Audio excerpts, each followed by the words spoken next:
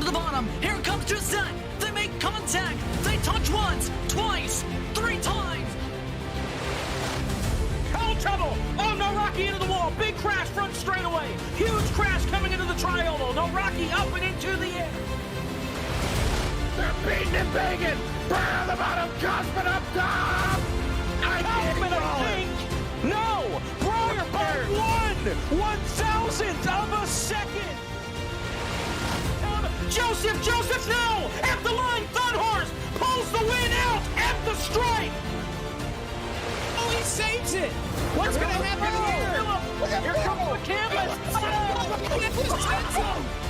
Get your foot there. He got it. He's got it. He's got it. The canvas is going to win.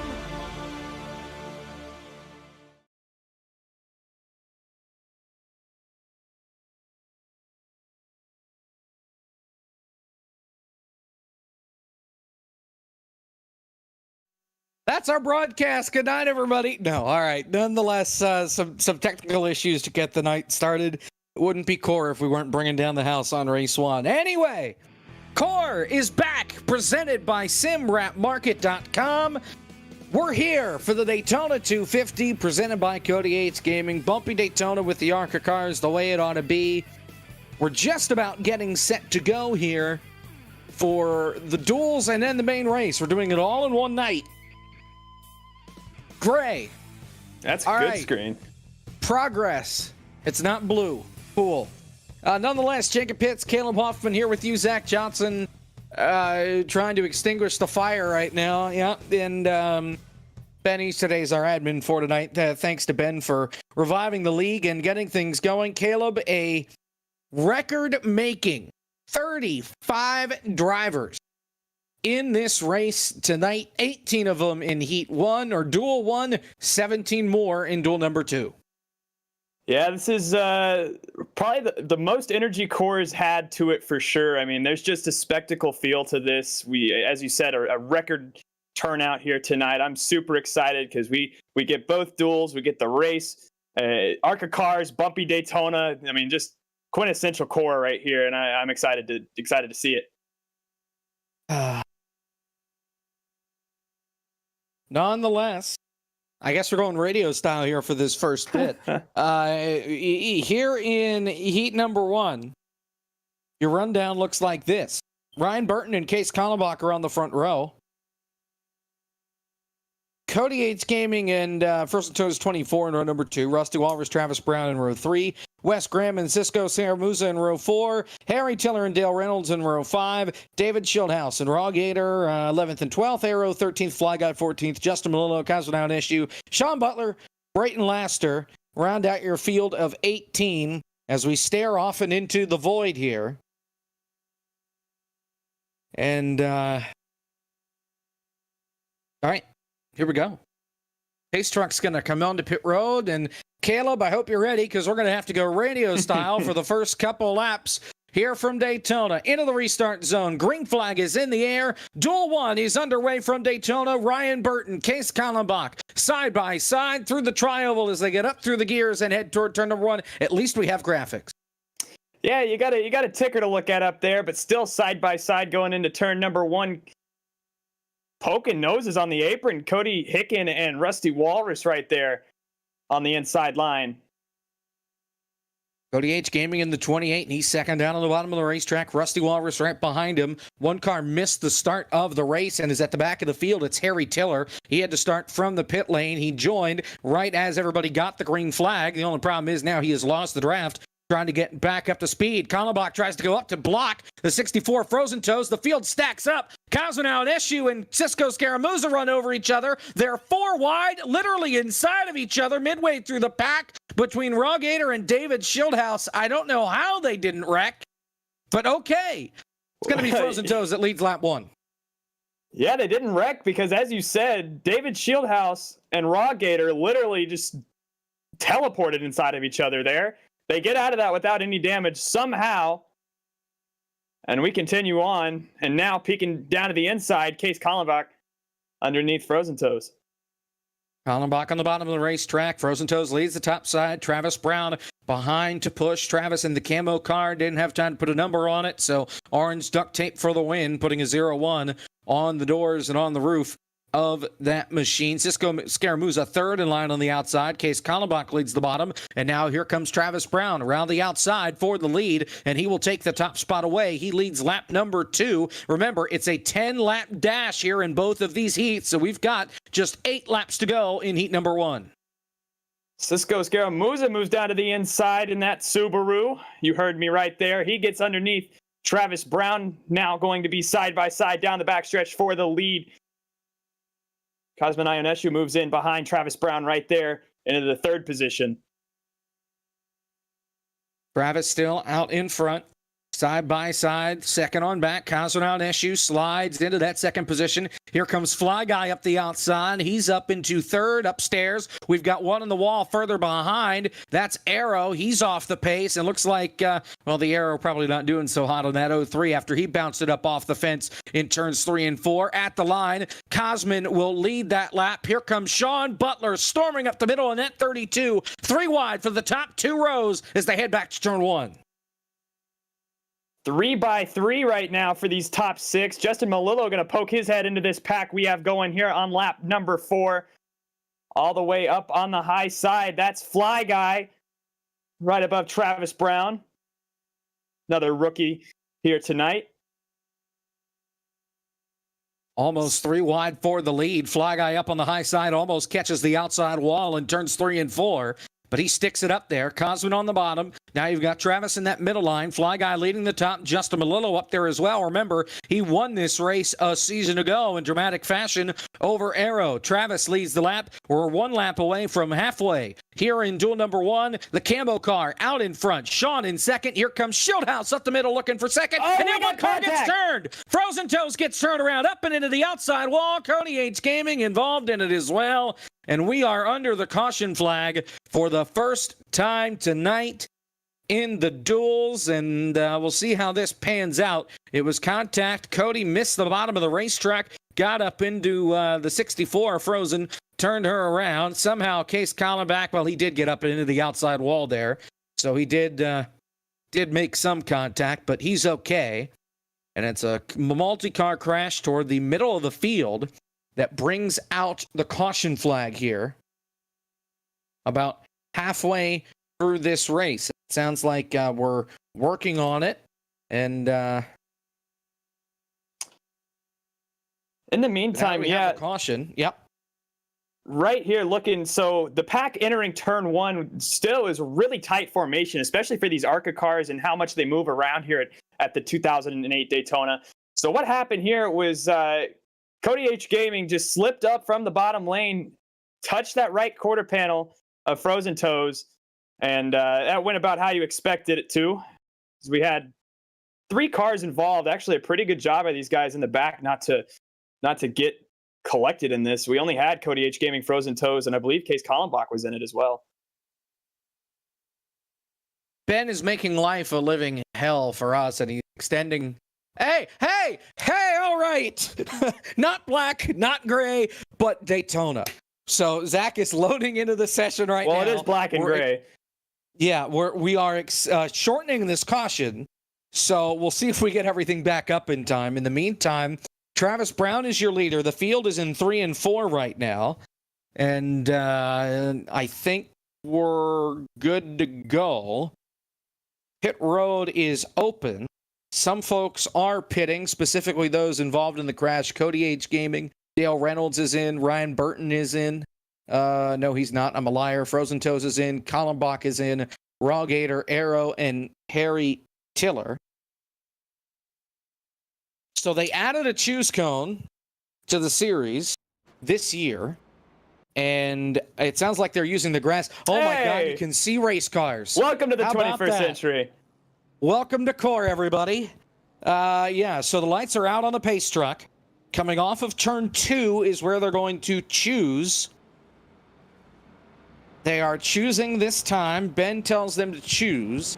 So they're going to do this by the cone that's there. That's the pit exit cone for them to blend back onto the racetrack. If you're below the cone in the grass, you'll be on the bottom. You stay on the racetrack above the cone, you will restart on the outside, and we're going to have a 3-lap dash to settle duel number 1 here from Daytona. Remember, this sets the inside row for the Daytona 250 coming up later tonight, and will determine who winds up on the pole. And right now, keep in mind, we're only going to have 2 laps to go on this restart, so urgency, tension's going to pick all the way up because you want to be on the front row here. Travis Brown, David Schildhaus are on the front row for this restart. Again, you'll have 3 to go when they hit the start-finish line. Justin Malillo, Sean Butler, Kazunao Eshu, Rusty Walrus, not Wallace. Fly Guy, Brayton Laster, Cisco Scaramuza, Wes Graham, your top 10, 18 drivers in this race, and all 18 of them have a shot of moving on. 3 laps to go in duel number 1 here from Daytona.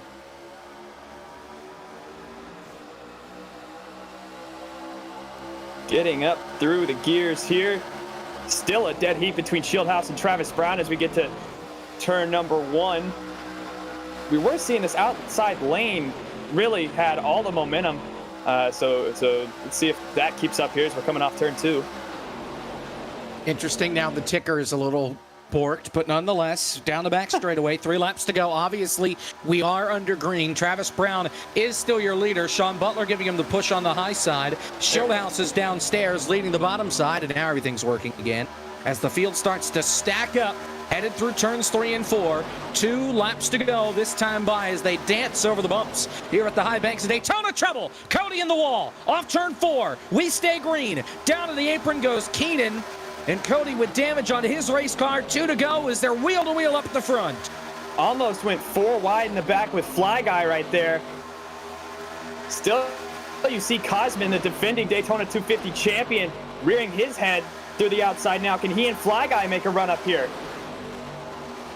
Malillo that won this race a season ago, but Cosman no stranger to winning at the plate tracks. He's leading that outside line. Travis holding down the fort in the middle. Schildhaus leads on the bottom of the racetrack as they come to the white flag this time. Remember, if they can make it, as Fly Guy hits the wall and he's going to crash. He collects Wes Graham. We stay green as Fly Guy again slaps the fence, gets turned into the wall once more, back down the racetrack, but we stay green. White flag is out. Half a dozen cars are going to race for the win, and the pole in the Daytona 250 side by side out in front. It's between Schildhaus and Travis.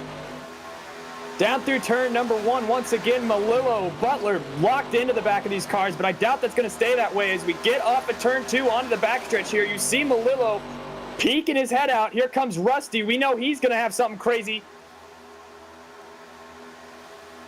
Down into turn 3 for the final time. Here they come, coming to the checkered flag. Here comes Cisco. He goes up. He hits the wall. Here comes Schildhaus down to the bottom of the racetrack. Schildhaus out in front. Travis going to lose his momentum. What can Malillo do as they come off turn 4 to the checkered flag? Schildhaus to the top. Here comes Malillo down to the bottom. Schildhaus throws the block. There's contact. They are 4 wide, and David Schildhaus will win duel number 1 by 8 1/1000ths of a second over Sean Butler. What a finish. And that's core for you. 4 wide to the finish. David Schildhaus had to fight off 3 different lanes of traffic. Challenged by Sean Butler, Travis Brown, and Justin Malillo, and he gets it done. What a finish, Jacob. Travis Brown was in the lead coming to the white flag. He finishes 4th, 35 thousandths behind David Schildhaus, who will start on pole and win the Team Rick Pole Award for tonight's race here at Daytona. Wow. Yeah, that's about as good as it gets.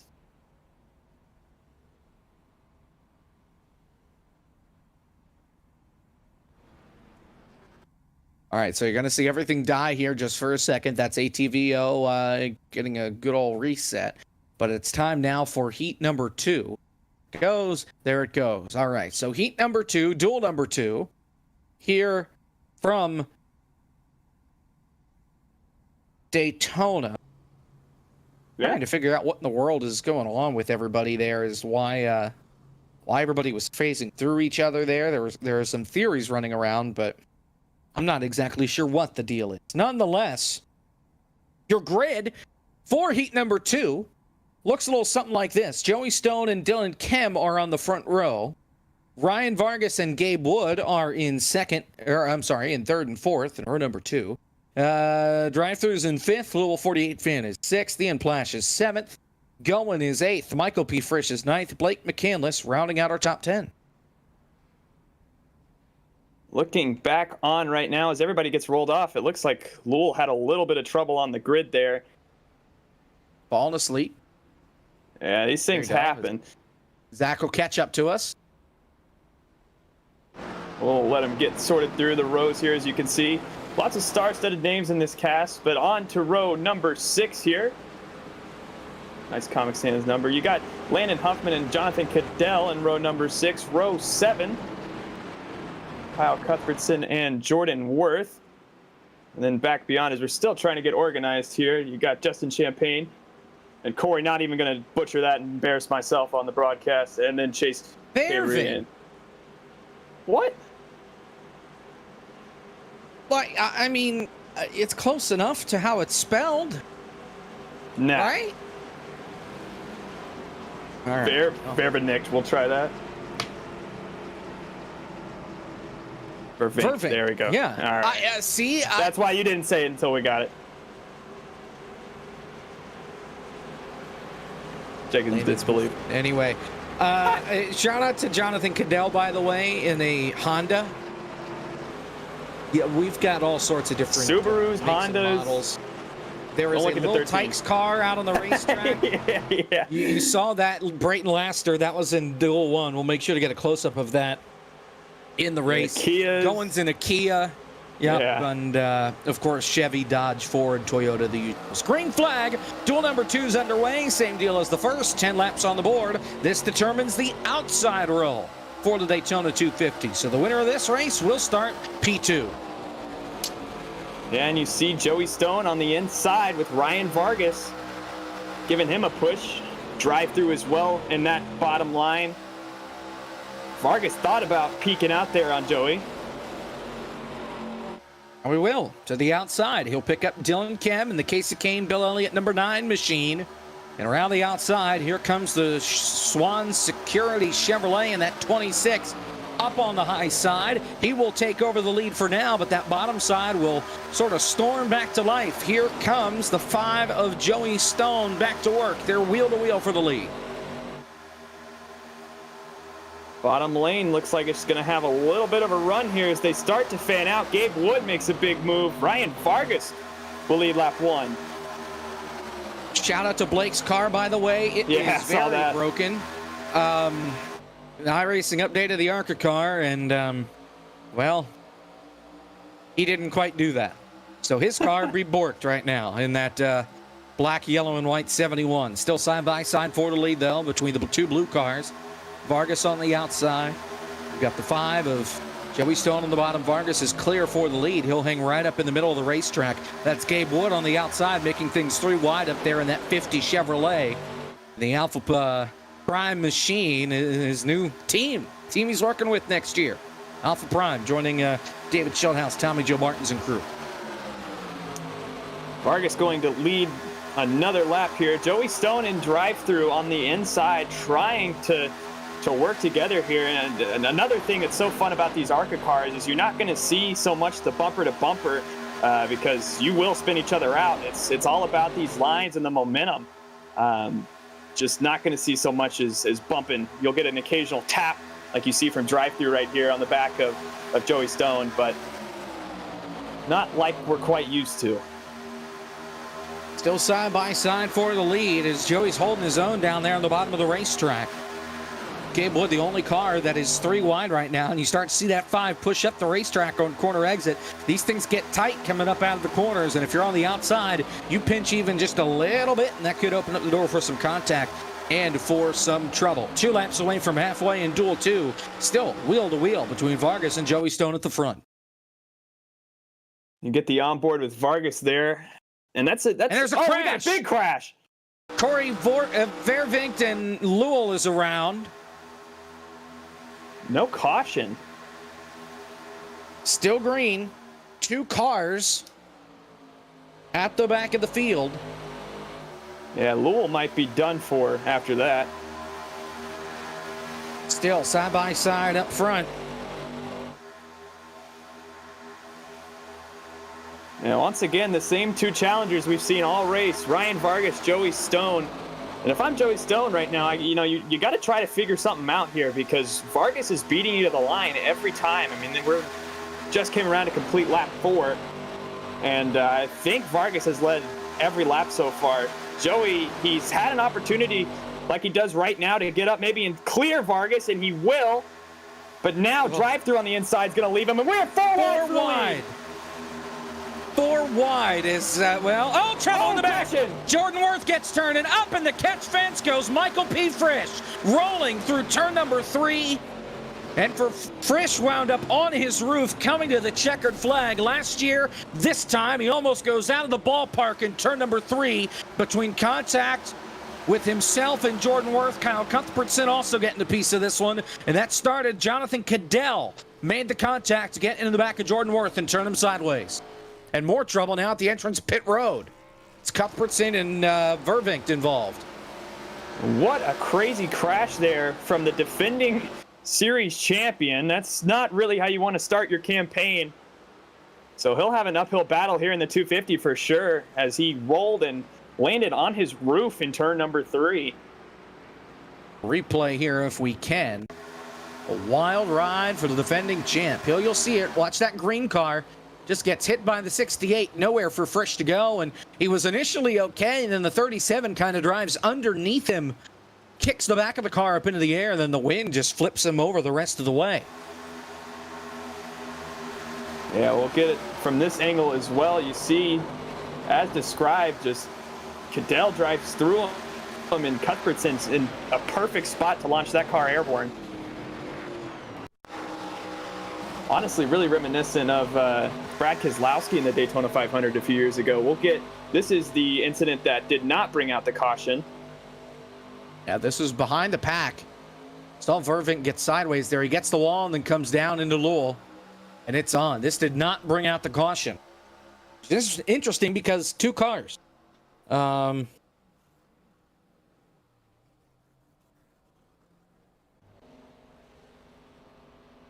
appreciate Joey Stone for interrupting Cisco on the when he had update. something important there. And then I missed the end of it.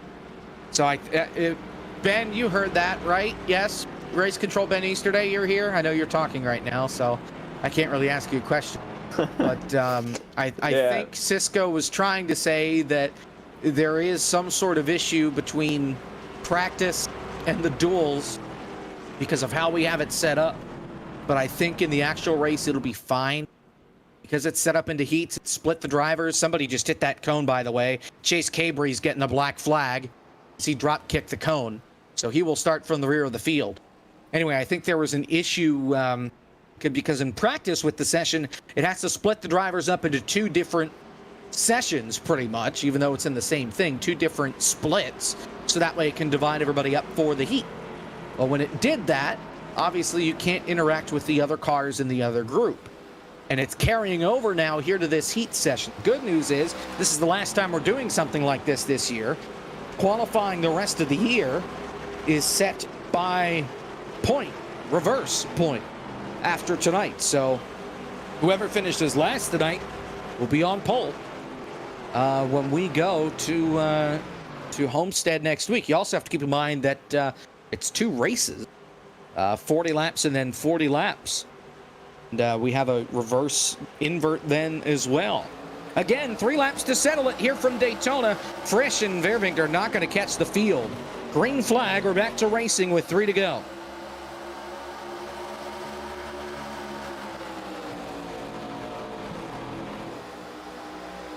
Getting glued to each other once again. Ryan Vargas with drive-through, and you have Gabe Wood on the outside. He's got Ian Plash, one of the fan favorites, right behind him. Oh, man, and Joey tried to put the 38 up into the wall. That's Champagne up on the outside. Here we go, 3 wide for the lead. Ian Plash on the outside. Gabe Wood in the middle. Drive-through on the bottom as they come through turn 3, looking for 2 laps to go. And this is risky business up here, being 3 wide, 2 rows deep. Yeah, that top lane going to subside just a little bit. Drive through Gabe Wood. And here actually comes Ian Plash. He's going to lead that lap off the high lane. 3 wide for the lead with 2 Look at laps to go. McCandless! Down on the apron! 3 wide! 4 wide! Is he going to get room to come back onto the racetrack? No, he has to bail out of it. There is no yellow line rule, and Blake McCandless sent it, but he's going to pay the price by having to give all those spots back so he can make the corner. He's drop kicked back outside the top 10. Coming to the white flag this time by, keep an eye on that black 75. That's Landon Huffman entering the picture inside the top 10 as they rocket into turn number 3. Coming to the white flag, still 3 wide. Plash on the outside. Gabe Wood in the middle. Drive through down low. Still side by side here. Can we see Ian Plash get the run that he got last time? That outside lane with Justin Champagne, Joey Stone. And yes, he will. White flag here at Daytona in duel number 2. Drive through Gabe Wood and Ian Plash all in the battle for it. Even Justin Champagne on back as they head into turn number 1. Ian Plash washed up the racetrack, almost got the outside wall, trying to make a splash here at Daytona. Drive through back on the bottom. He's out in front off 2. And the turning point last race was right about here. I mean, still gridlock. Really hard to make a move when you're facing this right here. But Ian Plash, Justin Champagne, I think they're going to have it.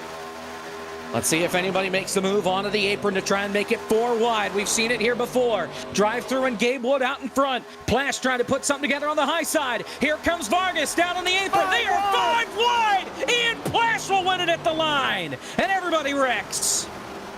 Wow! 5 wide to the line. And Ian Plash makes a splash. He will be on the front row. I mean, last race, we thought it couldn't get any better than 4 wide, and here they come 5 wide for duel number 2. I mean, good God, everybody wrecks at the line. Good thing we have car resets, or else there'd be a lot of work to do. But Ian Plash will be on the outside pole for the Daytona 250. All that. Justice. And then 40 more after that. Ian, your winner. Gabe Wood second. Champagne third. Cadell fourth. Dylan Kim the top 5. Joey Stone 6th. Davin Cornelia. Drive-through Vargas. Chase Cabry. Going. Landon Huffman. Blake McCandless. Your top 12. You have a couple more after that as well. Jordan Worth. Kyle Cuthbertson. Corey Verving. Corey Verving. I can read tonight. Michael P. Frisch. And Lowell at the back of the field. So I think we're okay as far as cars driving through each other. So yeah, now we get to set the field here. And beg your pardon? Oh, this is a consolation. Okay. So what? Yeah, so drive through and Cisco are working through this phasing issue that we're having right now. So, well, no, it's not the phasing issue. Were we inverting the whole field here too? I thought we were racing for pole. Why is Cody and Lowell on the front row? I think somebody made a goof. Because we're racing for pole and they're at the back of the field. Hello? All right. I think Whatever. we're manually redoing this. Let's just roll with this here. Let's go through our Team Rick Pole Award. Team Rick is the proud sponsor of the Rick Pole Award, given to what would be the lowest driver in point standings at each core league event. This week, apparently it's Cody Yates Gaming. He finished last in the duel, therefore he starts on the front row. Since 2022, Team Rick has awarded less than $0 as part of Core's Pole Award program. The rest of the starting grid brought to you by Ed Soundhead, Lou on the outside in row 1, Wes Graham and Michael P. Frisch in row 2, Fly Guy Cody Verving in row number 3, Raw Gator Kyle Cuthbertson row 4, Harry Tiller, Jordan Worth rounding out the top 10. Looking on back, we have Dale Reynolds alongside Blake McCandless in row number 6. Ryan Burton with Landon Huffman, get that right that time, in row number 7. Arrow and Goen in row number 8. Frozen Toes and Chase Cabry going to start alongside each other. That's row 9. Rounding out your top 20, Cisco Scaramuza and Ryan Vargas. Case Kallenbach, drive-through in row number 11. Cosmo down issue, Joey Stone in row 12. Brayton Laster, Dylan Kem, 25th, 26th. Then Rusty Walrus, Jonathan Cadell, Travis Brown, Champagne, Malillo, Gabe Wood, Sean Butler, Ian Plash, David Schildhouse. Plash and Schildhouse won their 2 dual races. Not sure why they're not on the front row, but nonetheless, the pace car is in. This time by 40 laps. We'll set. Well, this is it. This is race number 1. Green flag. We're racing in the Cody Yates Gaming 250.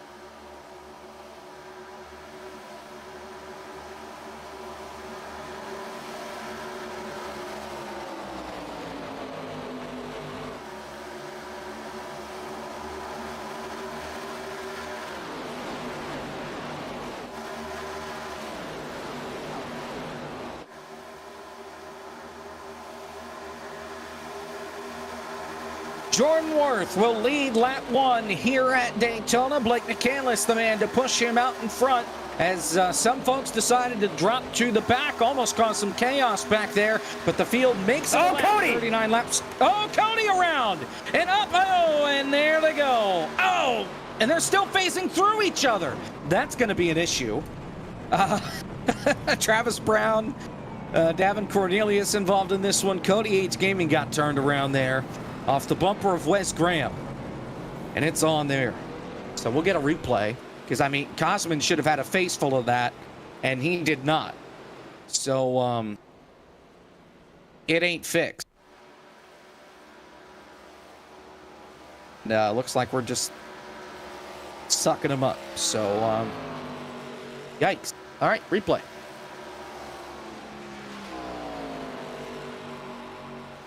Yeah, we'll get the replay here once again, but I mean, a really similar accident to duel number 1 from Cody here. Entering too low, just gets on the apron, and it's just a stack up from there. I mean, when you're running third out of a 35-car field, especially at a place like Daytona this narrow, I mean, you're going to run into incidents like that, and just a really tough break. Hopefully Cody can get that sorted out, because he's been in 3 incidents in 2 races so far, so really tough from him right there.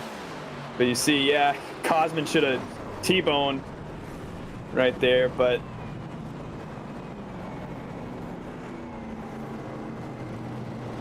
Travis in it as well. Well, Ben Easterday's a man on a mission right now. He just left the booth. He's going to go down and consult. And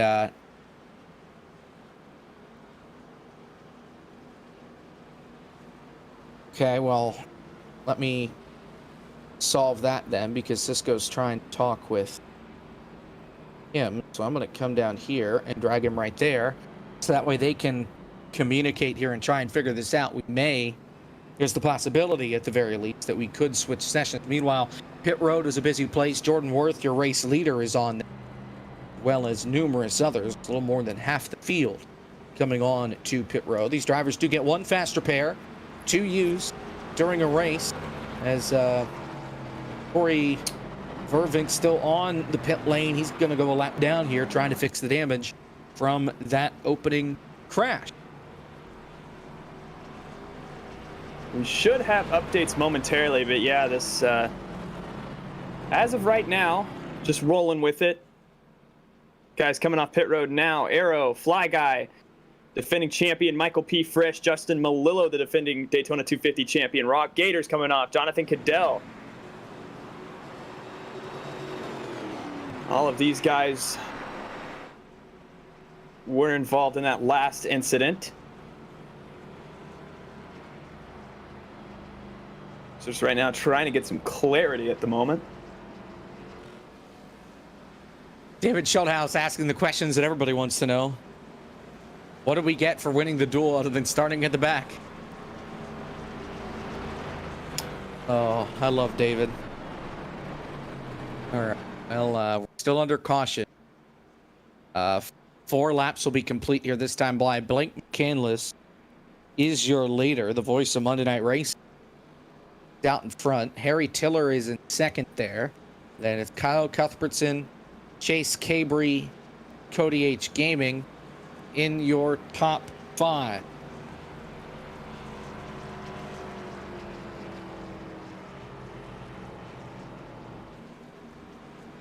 Sounds like Louisville is playing iRacing from his bathtub this evening, listening to the radio chatter.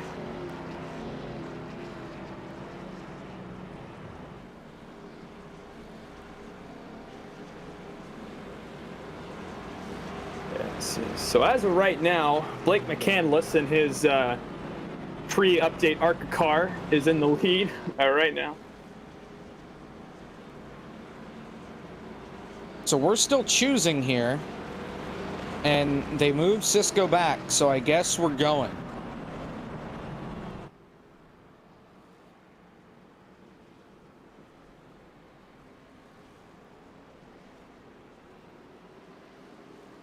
So the invert was a mistake. Cool. And the phasing exists, and I don't think we can solve either issue right now. So somebody just wrecked. Case Kallenbach just wrecked.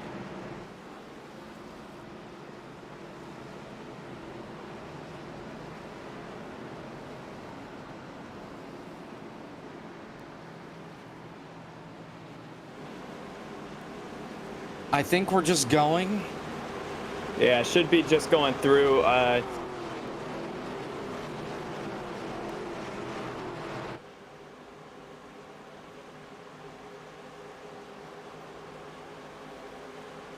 So everything's broken and nothing matters. Let's just start this race again. 6 laps are complete. Green flag. Let's go. Yeah, we'll have some fun big ones, but Kyle Cuthbertson. Well, they won't be big. Here comes Vargas up the outside, 3 wide. Trying to get by the 38. That's Champagne up there. And Vargas isn't going to go anywhere fast.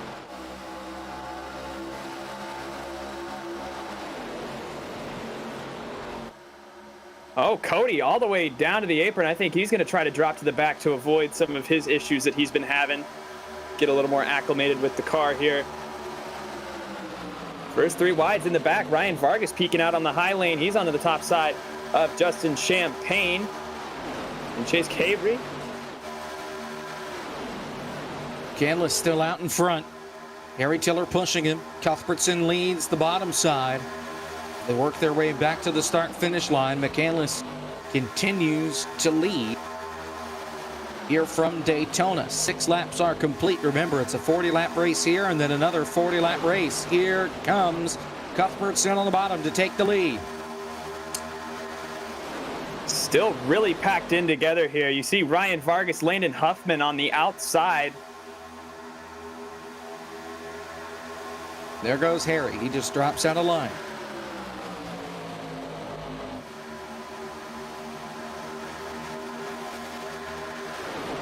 Blake is literally going through. Cabry as Champagne bobbles and holds on. Oh, no, they don't. Rusty gets turned. Gavin gets turned. Brayton Laster gets turned. And a caution comes out. They kept it off the inside wall, but we still get a caution out of it. Yeah, that was a classic stack up right there. You see there's the little Tykes machine that is absolutely cursed. See the eyes and the mouth on the front of it. The Lil Tykes car. Caution number 2. And we'll see the replay right here. You see, once again, just a stack up. I mean, Rusty going to get on the back bumper there of Brayton, and that just turns that little pack of 3 around. Oh, kept it off the inside wall, just barely.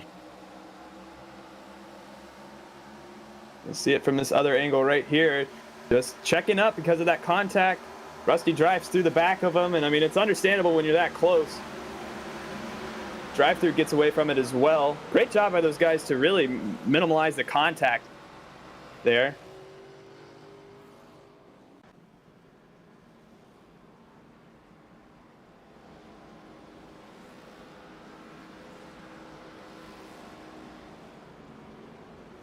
So we will step aside here as some of the field thinks about coming to pit road and won't. We will...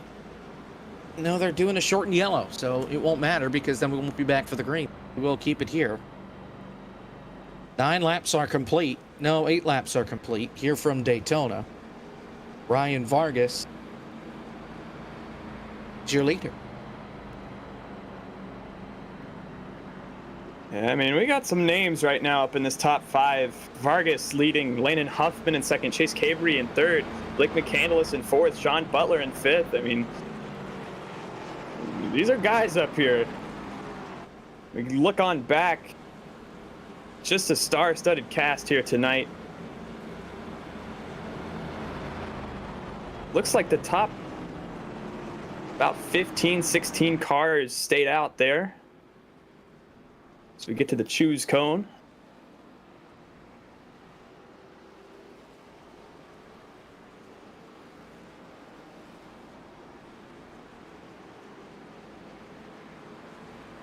So Vargas will lead us down from the inside. Landon Huffman chooses the outside. Chase Cavery in third as well. Sean Butler chooses to go to the inside. The 3 in front of him, including Blake McCandless, are all on the outside. Ian Plash, the duel number 1 winner, or duel number 2 winner, excuse me. He's all the way back up to 7th already from starting in the back, so he's made great rebounds.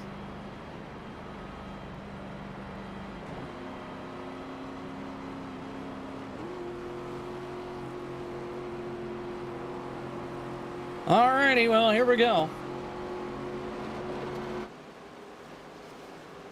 Vargas, what is happening? What is happening? What is happening? Everybody. All right, well, and Huffman's gonna kill the whole field. There they go. Landon Huffman. I think we're going to a new session. No. Landon Huffman just took over the league and said, "The heck with you. We're resetting the session because this is too stupid." God bless Landon Huffman. And we're gonna do this all over again. Landon just took it into his own hand. That was incredible. Jinx there on you, brother. Jacob, but oh my lord. It's raining in turn 1. I don't know if you've ever, but Landon Huffman there. Nope. Yeah, we're getting this figured out, but the entire field just all wrecked each other in protest of being in this session, I guess. Well, so everybody is everybody's done for. And we will be seeing you in a new session. There's Landon just had enough. Turns left, kills Sean, kills Vargas, takes everybody with him, full throttle to the inside wall, hard hit. And yeah, so Ben is going to sort that hot mess out. Meanwhile, we're going to go to a break. We'll come back, and hopefully we'll have this stuff figured out. Here from Core, you can tell it's the first race back. We'll step aside. Oh my God! Oh, what trouble! A sick. Oh that was no! Awesome. Upside down, Vervink's on his roof. We are not going to break because that flip was incredible. Oh my gosh! We need a replay of that before we go to break. Hold on.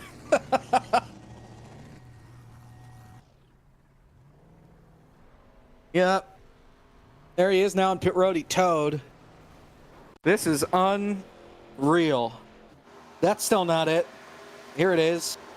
Okay, so they wreck. And then, look at that weight shift. Through the grass, just tears in. Oh. It's not the first time we've seen a 12-car in a tribal there do that. That's an easy spine compression there, landing right down on the roof, back down to the pavement. All right, well, again, the meme lives on. We're going to break. Hopefully we'll have this mess sorted out when we come back. You're watching Core on FTF.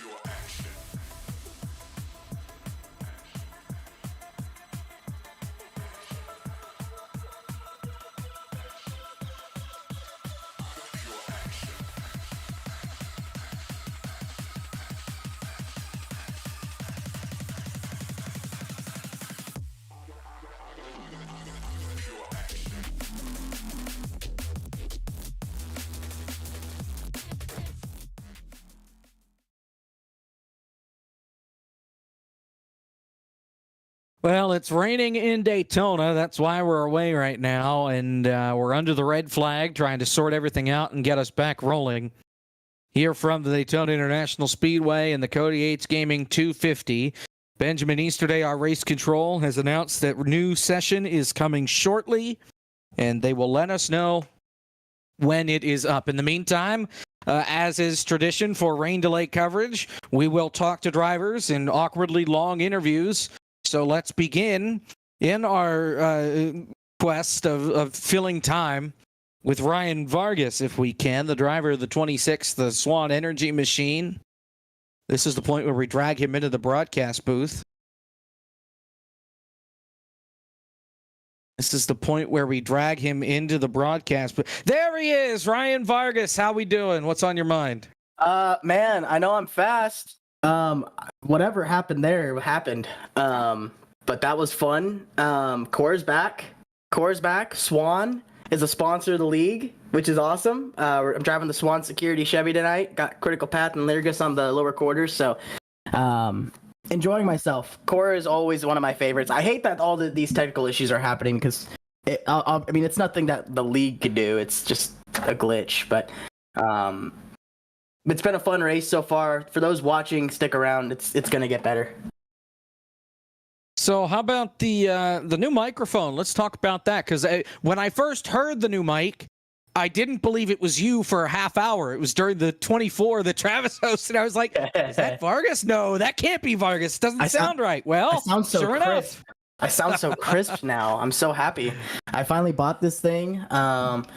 Decided to upgrade the sim setup a little bit. Change some things up. I mean, with all the stuff going on with Monday Night Racing, you know, I want to make sure that whenever I do stream, that I'm able to deliver a much more high quality product to them and to the people watching. So seems like it's been working. Well, gosh, I don't even know where to go from here. Caleb, you got I got Vargas. I just want to ask you what it was like to be a part of the first ever core driver revolution that we just had going on there. No, I wasn't a part of it. I was a victim of it. You have Sean Butler losing his marbles, driving through me, causing an incident. I'm going to file a protest. Breaking news, the session is up. Session is up. I see it now. So we will work on drying Daytona at this point. The Air Titans have made their way onto the race course. You have experience racing in the rain, of course. Yes. Charlotte, the Roval. I'm sure that was fun, right? You want to do it again? No. I mean, look, if the internet has taught me anything, and that being core and moon car, it's how to avoid incidents. And it showed at Daytona in August. It's shown in the rain. So now I'm just gonna dig deep, dig my heels in, put the Swan Security Chevy to the front, and have some fun. Here is how everything is going to work. Drive-Thru writes in at 9:55 p.m. Eastern today, at drivers, new server up. I tried to set the grid based on the heat results, but the UI crashes every time. We're just going to run one big race, 85 laps with 2 faster pairs to make up for it. Caution at lap 40. Qualifying to set the order will advance when everyone's in. Join the one without heat racing enabled. So the new session is up. My guess is because of the 85 laps, obviously those 5 laps, and Ben, you're in here now as well. You can vouch for this. I assume those 5 laps are just for that caution at the end of stage 40. Will there still be an invert? I'm still deciding that right now, but yeah, it's kind of issues on both sides, both on our side and on iRacing side, just because season 13 shenanigans, these things happen, and this is what happens when you have your race on the week of 13. So it's just kind of painful on both sides, but we'll be able to get through this, and we'll have a good race for everyone. Excellent. Well, Core's back, baby. Core is back. And it wouldn't be Core if the first race didn't blow up in our faces. Well, and I'm going to say this, and I'm not being told to say this, but Core is an awesome league. I thoroughly enjoy it. These folks do a phenomenal job. The broadcast team, the admin team, all the folks who put it together. It stinks that this is happening, but y'all are in for a show. So Appreciate it, Vargas. Yes. A complete reset from Daytona. Ryan Vargas, thanks for your time, and go get him. Will do. Thank you. That's Ryan Vargas, the Swan Energy Machine, out in front at one point in this race, and then we had to blow it all up and start over. So guess what? That means we get to do everything all over again. Yay! We can erase this from memory. It doesn't go in the highlights if there are we need any. the Men in Black We're pin just right now. gonna forget this race ever happened. Start over. Play the intro again, do everything all over. Nothing happened. We're starting from square one, just Welcome an to hour Daytona, late. everyone. Correct. Can we play the Men in Black song so everyone can just have their memory erased? Oh my goodness. Well, But we are not going to be inverting because that's. I mean, we've already gone this far with this much going wrong. We don't need to add another problem to it. So the like invert a normal 85 lap race. Right, so the invert will start next week, so there is no reverse grid tonight. That reverse grid would have been brought to you by the Ben Crazy, providing retro videos and our 2003 and iRacing help on YouTube. Instead, we have the Crazy Everything tonight. So our thanks to Ben for sponsoring the reverse grid. We obviously can't do it tonight, but we will do it next week from Homestead. We stay in the Southeast. We'll just say I'm sponsoring this craziness that we're having at the beginning of the race. The Ben Craziest Craziness 250 at Daytona, presented by Cody H Gaming. There we go. I like that title a little bit more. Have been crazy. So, obviously, they're going to re-rack here and re-qualify, and then we will rack them, stack them, and let them go. Harry Tiller taking the backward approach here at Daytona. These are live pictures. Just core things. Yeah.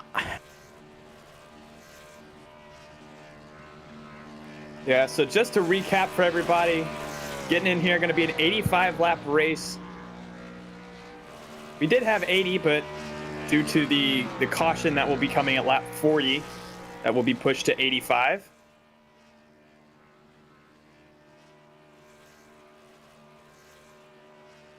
So we have just complete pandemonium on the racetrack right now. Rock Gator and David Shieldhouse are on top of each other, and Can't say that. you can look at it, though. Yeah, I'm good. Thanks. Yeah, so just waiting to get everything sorted out here. Wait for everybody to get in. We are advancing at the top of the hour here. Unbelievable. And I appreciate Eric Messer, who is back on socials this season. Yeah. For tweeting out the necessary tweet that, yeah, there it is in chat for everybody. Just so everybody knows, you saw nothing.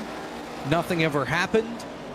And we're going to do this all over again here in just a matter of moments whenever we move on to qualifying. I think the deal was we were going to give all the drivers roughly 10 minutes to get into the session. So we're starting an hour later, which means we're at least going to end an hour later. So, yeah. Hey, rain delay coverage from Daytona. It happens. We're good. Track's dry, track's clear. Drivers to your cars. We're getting ready to get going. The rain has left the speedway. There is no more rain in the forecast. And you know, as is tradition here in the Core League, when anything goes wrong, hashtag blame Cisco. So, yeah, I think that's what we're going to do tonight, even though nothing tonight had anything to do with his fault. That's where we're at. Good news is now everybody is in the session. All 35 drivers that we introduced are here, and we're ready to go. Should be advancing any moment now, and we'll be able to get through qualifying and such.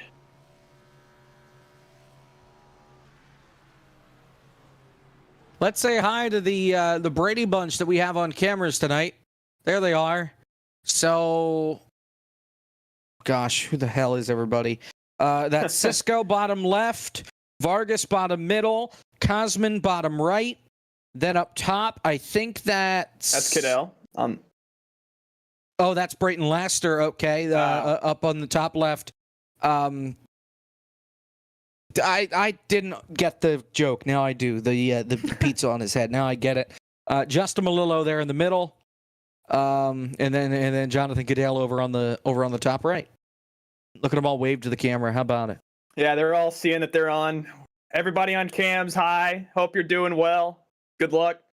And you've got the double cam there from Cadell. You've got Cadell, and then you've also got the camera on the other side facing the screen and his wheel. So really, 7 cameras in total. Cool. Yep.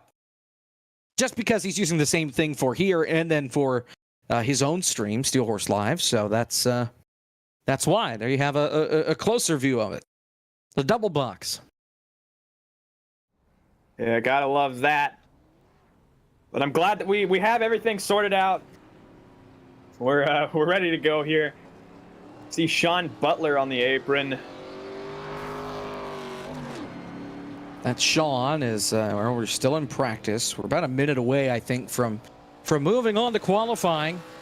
Let's take a look at the schedule if we can. Zach? No, we don't have that ready. How could I know? How did I know? If I threw that softball, lobbed it up in the air, that he would swing and miss and wind up on his rear? Unbelievable. All right, well, obviously tonight's race is a mess. So it's still 2 40-lap races, but it's in one session tonight. Next week we're at Homestead. That's 2 50-lap races, so 100 laps total from Homestead. Then we're at New Daytona. That's right before Christmas. Again, same deal, 40 laps times 2. In the new year, we go to Martinsville, and we really test our sanity. 160 laps, 80-lap Heat 1, 80-lap Heat 2. The next week, back to the plate tracks. We go to Talladega, 40 laps times 2, so 80 laps, 2 different 40-lap races. Then the All-Star race in the Radical at Charlotte. You know it. You love it.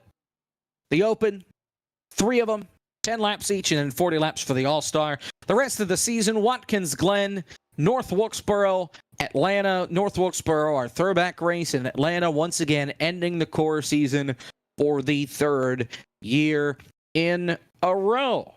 That's your season. I was hoping that would be enough to at least get us to qualifying, but it's not. So here we are. I understand we're supposed to take a look at drive-thru's bumper. Yeah, it was just his message for everybody. The back of the 77 just has a nice, please be nice. He's trying his best on the Big Fan Esports machine. There you go. There you go. And that's the motif for tonight. Brayton Laster writes in, ain't gonna bother qualifying, just gonna rock out on the piano for 5 minutes instead. There you have it. I'd expect nothing less from the Little Tykes machine. He spent 100 fans, so we would see that message, and I appreciate that.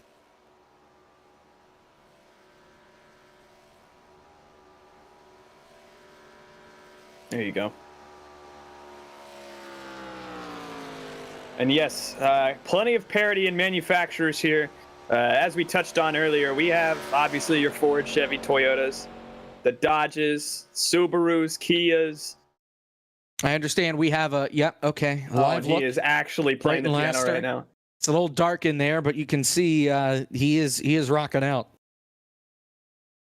Yeah, and he's got us. Don't know what you're playing, but gotta love the piano.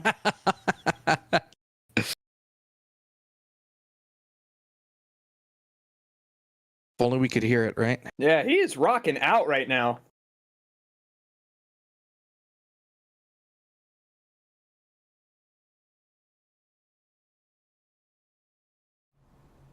Loving it.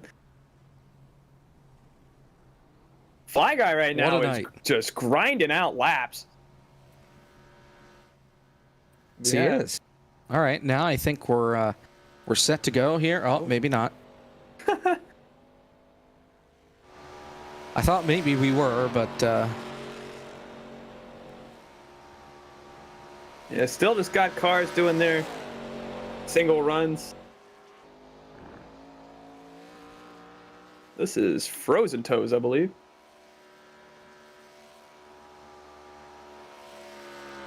And here we go. here we go. Now we're advancing.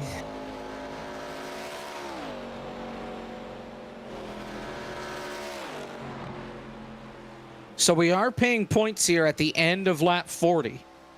You need to remember that here as we roll along, that they're not just racing for nothing. They are racing for points.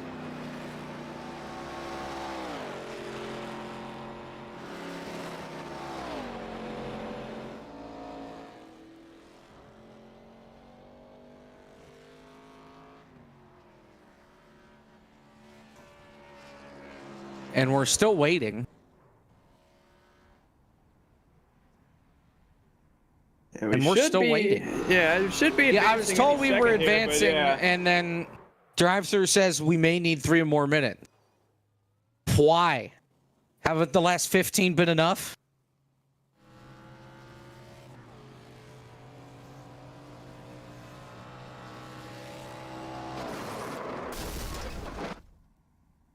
Bueller? And I believe we just advanced. Now we finally Yeah. advance. Yes.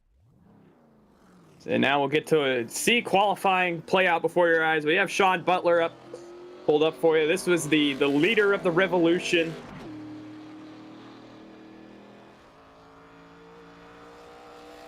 The good thing is, you know what? It's worth it not to be phasing through each other.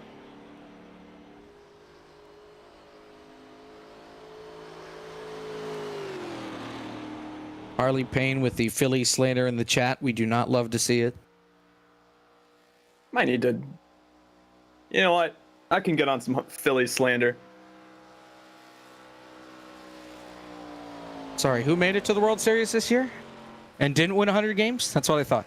And if your quota was an hour on how long it would take for Jacob to talk about baseball on the Hey. broadcast. I wasn't the one that first brought it up. Oh, there's the weather. That's exactly what we needed right about now. Yeah! Track temps 112 after the rain. Now it's partly cloudy. The wind is still coming out of the north at 2 miles an hour. I don't think that ever changes. The air temp 78 degrees. Track temp, as I mentioned, 112. Humidity, that's unrealistic for Florida, 55%. And,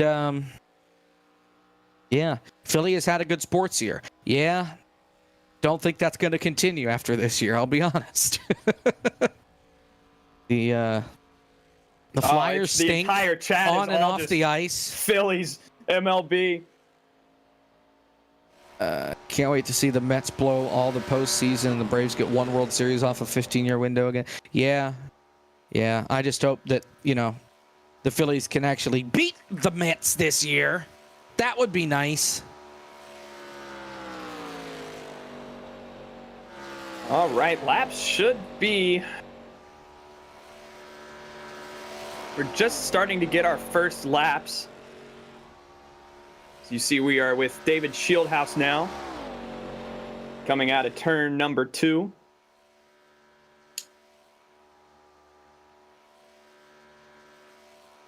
Take a look right now at the times. Not everybody is qualified, but your pole sitter right now, that belongs to Case Kallenbach.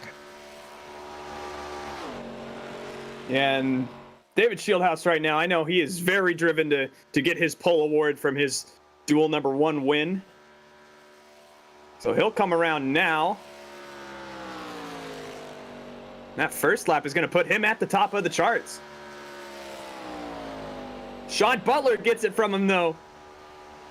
And that's his second lap, I believe. It is. I promise, folks, the races only get better from here.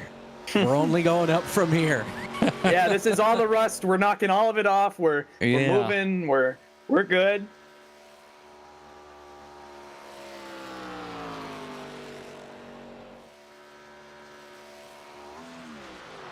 So with Kyle Cuthbertson now.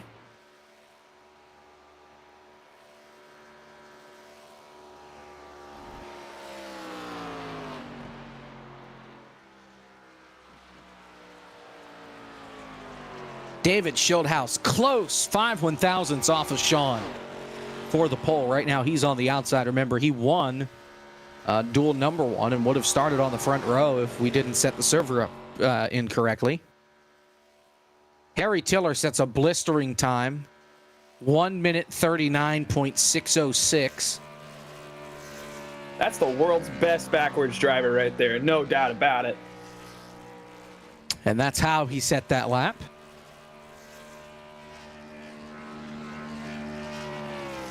So should be coming to the end of qualifying here. Sean Butler, David Schildhouse.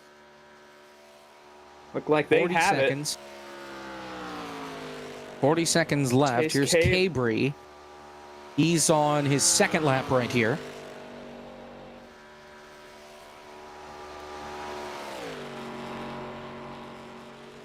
As for everybody else, they are not going to set a time. That includes Joey Stone, Drive Through, Jordan Worth, Dale Reynolds, Wes Graham, Lowell, Goen, Fly Guy, Brayton Laster, Frisch, Rawgator, Huffman, Brown, Kem, McCandless, and Rusty.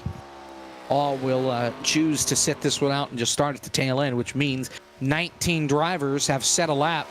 Cabry's not going to get back around, though, to finish his second lap, so he's stuck starting in the 18th position. Now, finally, hell has frozen over. Pigs have flown. We're ready to go for the Core Series presented by Simrap Market. It's the Daytona 250 presented by Coney H Gaming. Team Rick is the proud sponsor of the Rick Pole Award, given to, today, the fastest driver in the Core Series. Next week, it's given to the driver with the lowest points the least amount of points in the point standings at each Core League event. This week, it's Sean Butler, setting a time of 49.760 seconds. He takes the pole. Since 2022, Team Rick has awarded less than $0 as part of Core's Pole Award program. The rest of your starting grid brought to you by Ed Soundhead, David Schildhouse on the outside, Cosmonaut SU, Ian Plash in row number 2, Pros and Toes 24 and Gabe Wood in row number 3, Justin Malillo and Champagne Racing in row number 4, Ryan Vargas and Arrow in row 5, rounding out the top 10. Good Lord. It's all right. Row 6, we're looking back. Cisco Scaramuza and Kyle Cuthbertson. Going back to row number 7, Ryan Burton and Jonathan Cadell, 13th and 14th. Behind them, Case Kallenbach and Corey Vervenecht in row number 8. Then after that, we have Cody Hicken and Chase Cabry in row 9. Rounding out the top 20 is going to be Harry Tiller and Blake McCandless. 21st is Michael P. Frisch, Dylan Kemp, 22nd. All these guys back here refused to set a time in qualifying. Landon Huffman, Jordan Worth, Rawgator, Goen, Louisville 48 fan, Wes Graham, Joey Stone, Travis Brown, Dale Reynolds, Drive Through, Fly Guy, Brayton Laster, and Rusty Walrus will round out your field of 35 here from Daytona. And the field is about to start rolling. 2 faster pairs now for these drivers, since it's 2 races in 1, really. So that's about it. No revert, no invert. Once again, the weather has changed. It's now 4 o'clock in sim. Track temperature down to a brisk 109 degrees. Humidity still not realistic at 55%. 55, there you go. The wind still hasn't changed. All right, when you learn how to say Cody's last name, then come talk to me.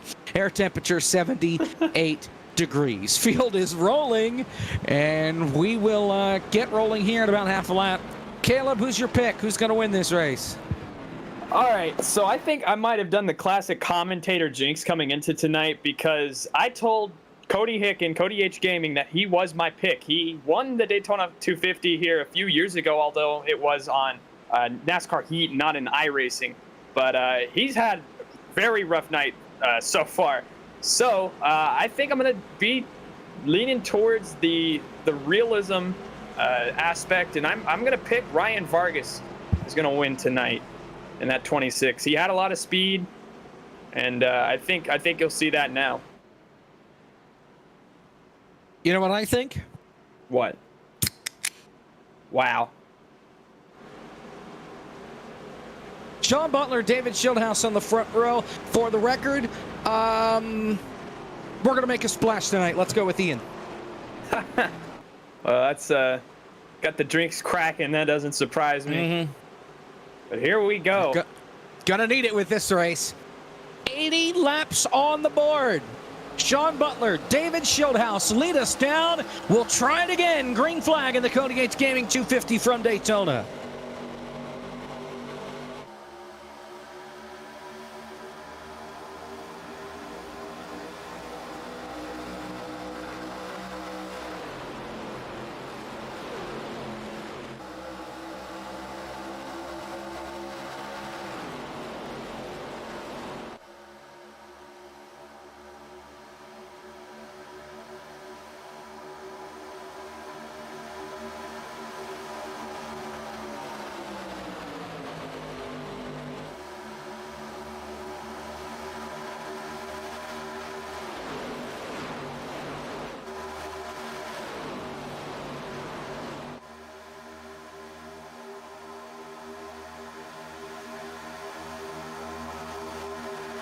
Sean Butler leads the opening lap, barely at the start-finish line. The margin, 17 thousandths of a second. Plash was right there alongside him, 3 wide for the lead on lap number 1. Special thanks to everybody watching the broadcast and hanging with us an hour after this race was supposed to start. Still triple digits. Love to see it. Schildhouse and Butler side by side for the lead. Fully rolling here at Daytona. Everything squared away. Schildhouse, Sean Butler out front, Ian Plash as it was meant to be. Still coming out of turn number 4. See if that outside lane can keep up their momentum as has been prevalent all weekend. Schildhouse running that middle line. His teammate and Gabe Wood right behind him. Butler still on the bottom. Ian Plash still up on the high side as they are 3 wide, almost 3 rows deep. Up here at the front of the field, Ryan Vargas in the thick of it. Frozen Toes up there as well in that 64. Arrow down on the bottom in that purple 03 machine, trying to work his way up toward the front as some of the field choosing to just ride it out and go single file. Then you got these guys up here, 3 wide right at the front. As stated before, 3 wide, 3 rows deep here. These top 9 cars just tightly packed together. And even now you can see a 4th line maybe trying to start here with Justin Melillo and Cisco. Coming to the line though, Ian Plash going to lead that lap on the high lane. Just for reference, somebody needs to do some math in the core schedule making department. 80 laps, which is what we were going to run and what we still are counting, does not equal 250 miles at Daytona. It's just for the record. Just for the record. Got to keep the tradition alive. Now, here's the thing. With the duels, it counts because you add those 20 laps and you get to 100. That's 250 miles. Otherwise, I'm not sure where they're getting the number from. Oh, Ian Plash says, wiggle. I love the core, and everybody is dancing around, and there they go. Huffman in the fence. Back down into Jordan Worth. Caution's out. Oh, Travis up in the air and over. Oh, my gosh. Travis Brown flipping like crazy down the front straightaway. Brayton Laster's in it. And Travis Brown goes for a horrific ride. Caution's out on lap number 4. And Travis taking applications for Space Camp. Travis was cracking one-liners inside the car like 20 feet in the air there. That was Vervink there that got the wall and came up, it got tight, it looked like, on exit. We'll get a replay here as he makes contact with Huffman, and then he comes down the racetrack trying to save it and obliterates Travis. The replay right there. See him come up, get into him, and then comes down the racetrack, almost has it saved, and bam, there goes Travis, almost flips in the grass. Hits the wall. He caught right where the safer barrier starts. That kicked the back end up into the air, and then Jordan Worth pops him, and he goes for a wild ride, one of the wildest rides we've seen here in the core. This is I can't even count how many cars have flipped. I mean, that is just an insane flip right there from Travis. And as you said, just caught right where that safer barrier starts. Get one more look at it right here. Vervink just not good right there. Travis Brown from the Infield Care Center. Travis, are you okay? That was one heck of a hit. Yeah, that was something. What happened from your point of view? Do you know what happened?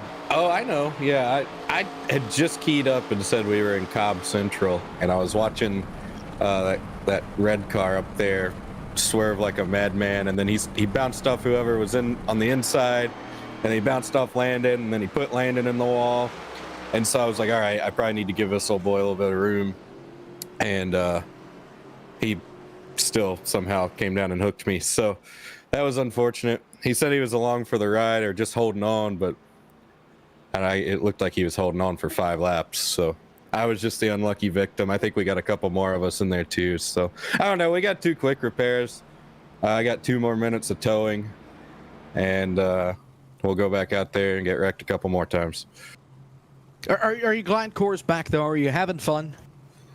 Yeah, I mean that was fun. I had a good little charge there through the field. I started pretty deep. I didn't qualify, and I probably should have, but I thought, it's a long race. I'll just chill in the back, but I won't do that again. All right. Well, I know you told this to us before last year, so get up there, go raise some hell, and we'll see you at the end of this deal. Hell yeah, I appreciate it. Travis Brown, driver of the 01, who still had to tow his car back around to pit road. He's still on pit road, and eventually will use his fast repair after a wild ride to start this race. Had all but 8 cars come onto pit road under this first caution flag. They cannot make it on a tank of fuel, just 65% fuel capacity in these race cars. So they cannot make it to the end of these 40 laps. They were looking at roughly in the range of 30 laps on a tank of fuel, so they're going to have to pit now. And they're still going to be short, I would imagine here, Caleb, just by a little bit, even though a couple of cars coming back down to top off. Justin Melillo, Case Kallenbach, Jonathan Goodell, Dale Reynolds. I think part of that is topping off. The other part, just EOLing yourself, going to the end of the longest line, and giving yourself a chance to keep the car clean. Yeah, I mean, that's kind of the big debate, really, is if you do want to drop to the back there. I mean, you heard some frustration in Travis's interview there about being kind of stuck in the back. I mean, because you do get gridlocked, and especially we have a record number of cars here tonight. I mean, a lot of these guys, you know, aren't used to racing around some of these people, as well as, you know, the high number of cars. You know, you just tend to get gridlocked, and it's really hard to move up. Being on this bumpy surface with a car that, you know, you can't really get you know, locked together, and you can give some room, helps a little bit, but I still feel like track positions is king on some of this. You know, just got to stay on a routine, which is so hard to do here at Daytona, especially with the amount of cautions we can see. Justin Champagne, David Schildhouse, Frozen Toes, Vargas, Drive Through, Cisco, Scaramuza, Chase Cabry, Kyle Cuthbertson are the 8 drivers that chose to stay out under this caution flag. Green flag's back on lap 8. Again, we're racing to lap 40. Green flag are back underway here from Daytona.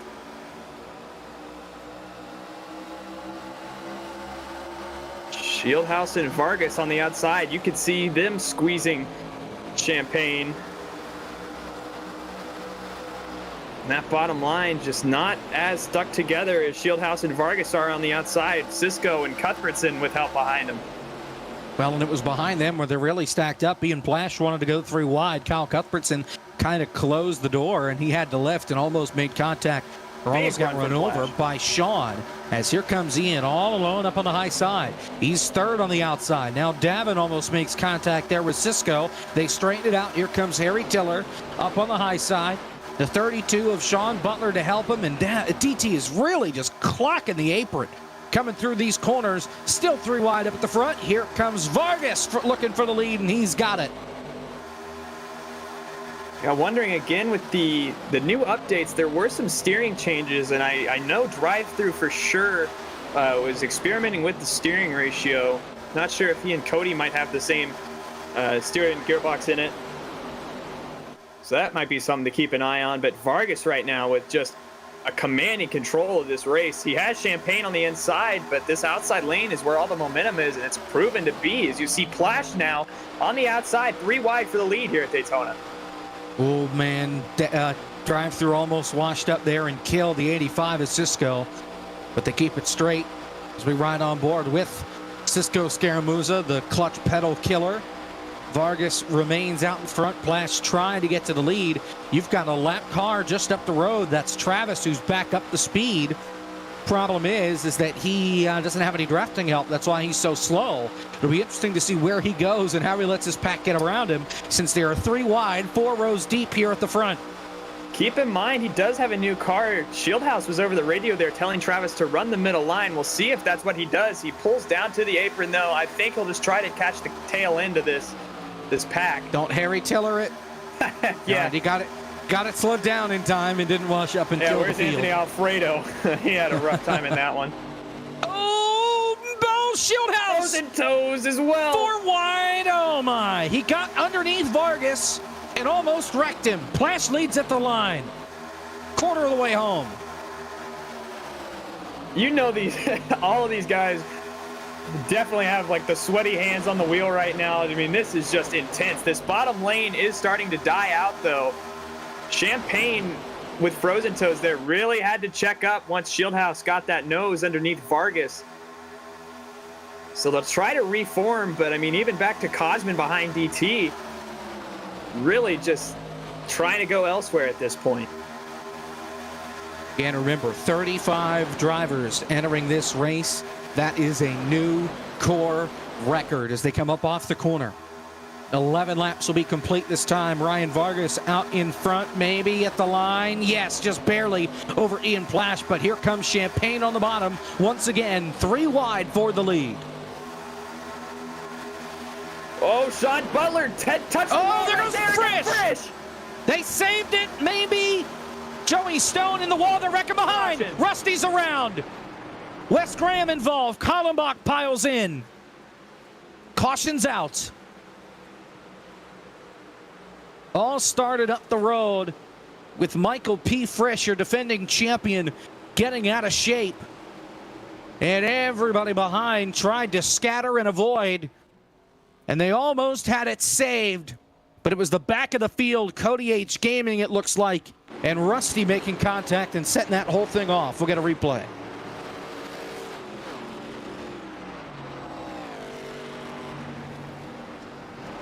So it starts up at the front with Frisch. So you see Gabe Wood. Here's the replay. Yeah, here and we you're go. going to see he gets hit from behind. Right there. Landon turns him. Looking at that right there, I mean, Sean in front of him made contact with the wall, and I think Frisch might have just checked up, and Huffman really wasn't anticipating it, maybe. Because you see there's Sean in the wall. Frisch just gets right up behind him, and it's just a stack up from there. They try super hard to save it. Yeah, Cody packed it into Rusty.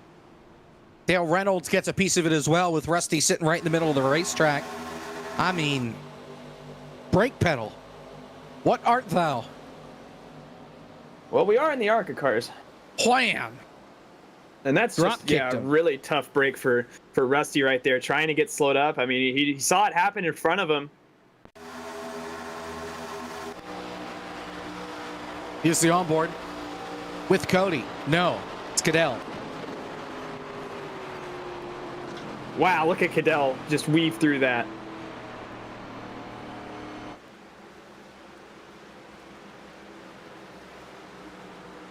So back live, pit stops. That's the way it looks, and everybody's coming to pit road for the most part. Corey Verving stays out. He's your race leader. We'll reset after this. You're watching Core on FTF from Daytona.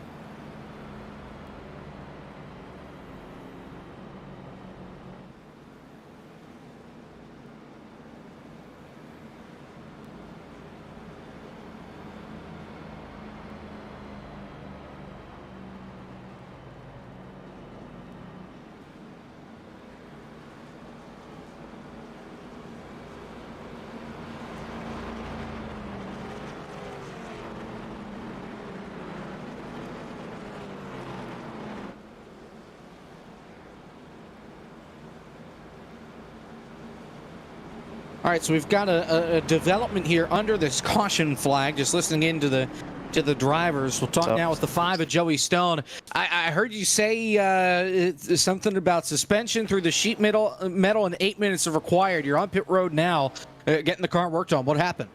I don't know, man. Core from last year is happening again for me. Oh yeah, we were fine, and I think everything was going good. It looks like the outside lane got a little checked up. Frisch apologized for it. You know, made a little contact. We saved it, and I just looked at the replay on my end, and we made barely any contact with Cosman, and all of a sudden I see the left front tire just shoot up through the sheet metal. Car looked clean though, but for some reason iRacing decided to give me a meatball or whatever, and didn't give me a black flag or anything, but it felt weird. 8 minutes are required, and that's what happened. So I'm just as confused as you are.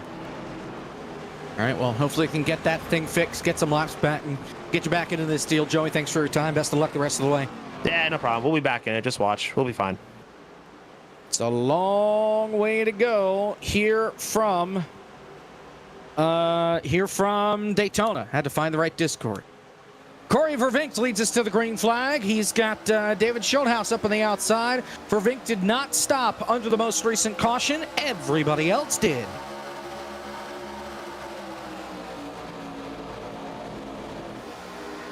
It'll be interesting to see right here with Vervinkt, who hasn't been up at the front, compared to David Shieldhouse, who feels like he's lived up here this race. Ian Vargas got a little high there, coming up off the corner as they now fan out down this back straightaway. And they're going to, I think, leave Vervinkt in the dust down here on the bottom in that 12. Champagne to the front. Vervinkt washing up the track just a little bit. I mean, that's what happens with these ARCA cars all over Harry Tiller now, and now there's going to be contact. Looks like they're going to save it, but Vervinkt washing up just a little bit. I mean, that's the challenge with these ARCA cars is you will lose them. Mom, pick me up, I'm scared. David Schildhouse, your leader. It's a hornet's nest behind him as they make their way through turns 1 and 2, 3 wide, 3 rows deep here at the front of the field. Butler in the middle, Schildhouse down low, Plash up high. Look at Cosman right here. I mean, just intense racing right now up at the front, especially behind Vervinkt. We'll watch him here on the entry because that car's been having struggles just gripping the inside lane all the way. Washing up just a little bit on Harry, and this is where the big wrecks happen. Especially if you wash up too much and the guy behind you goes to the inside for the hole, and then you're 4 wide and you don't know it, you turn back down the racetrack, there's a car low, and there's calamity. We've seen that happen here before at this very racetrack in this league. Vargas catches the wall on the front straightaway. Keeps it going in the right direction. You see Travis Brown up on the outside. He is back on the lead lap and back up in this thing, trying to go for the lead. He's just outside the top 10 and 11. Just so difficult. I mean, honestly, it's just dealing with all the bumps, the throttle control that comes with it here at Daytona. I mean, and then on top of all that, you're in this tiny little pack, and one mistake can end you in about 10, 20 others' day as Corey Vervinkt once again almost makes contact with, I believe that was Justin Champagne.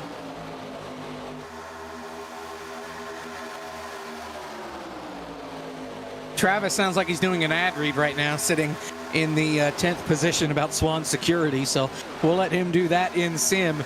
It's Champagne out in front here, 3 wide, right on behind him, 3 rows deep. Yeah, and Core, we might not have the most talented drivers, but we definitely have the funniest. I mean, these guys are just over the radio, I feel like the entire race, just cracking jokes at each other. It's really, really incredible. Gotta love the banter coming up over through the radio here in sim. Is man, Vervinkt again up the hill, almost gets into Landon Huffman. He's back up into this picture as well. They're still 3 wide at the front.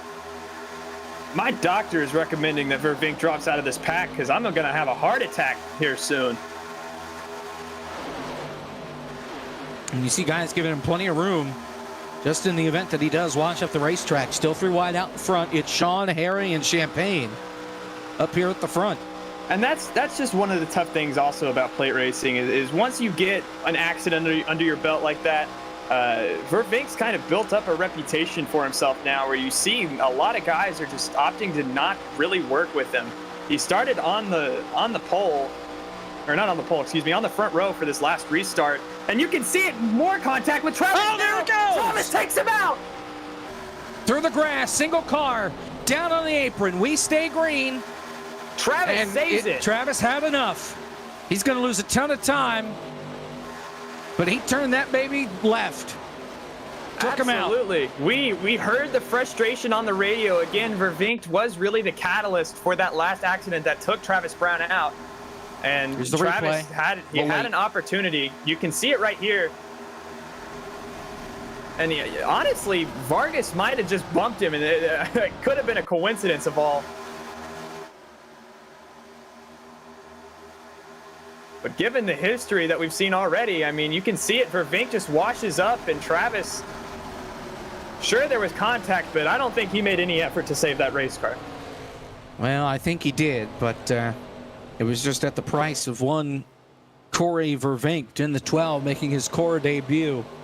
Not an ideal debut for him. He's now back in the 30th position, 17 or more seconds behind the lead pack. Meanwhile, up here at the front, they are 3 wide, 4 rows deep, and it's not ending anytime soon.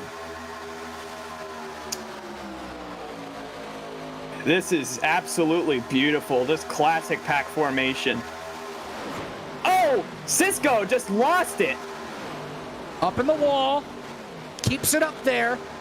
He does not have a meatball flag yet. He's not going to be able to bring it to pit road. He's still off the pace, and Keenan drop kicks him. Suspension is broken on the right front. Cisco is spinning back up in front of the racetrack. Caution's out. Cisco got the wall in turns 3 and 4. I think there was some contact. Oh, yeah, there was, and it was not pretty contact. That got him up and into the wall, broke the right front suspension, and then trying to slow it down and get it to pit road, Arrow drop kicked him because he had nowhere to go. Yeah, Ian Plash was over the radio there on behalf of Cisco. Team Rick and talking about the shambles. net code. I mean, you'll see it right there. here. Yeah, just terrible. Oh my net gosh. The guy with the iRacing paint scheme gets net coded up into the wall. Yowza. And then right here, he comes down and see the guy out in front of that lead, that's Cadell. He sees the car coming down the racetrack so he can get out of the way. The guys behind him can't. They can't see through Cadell's car. So even though they're teammates, the reason that contact happened there and we saw the caution is because DeCisco was coming down the racetrack and only one guy saw it.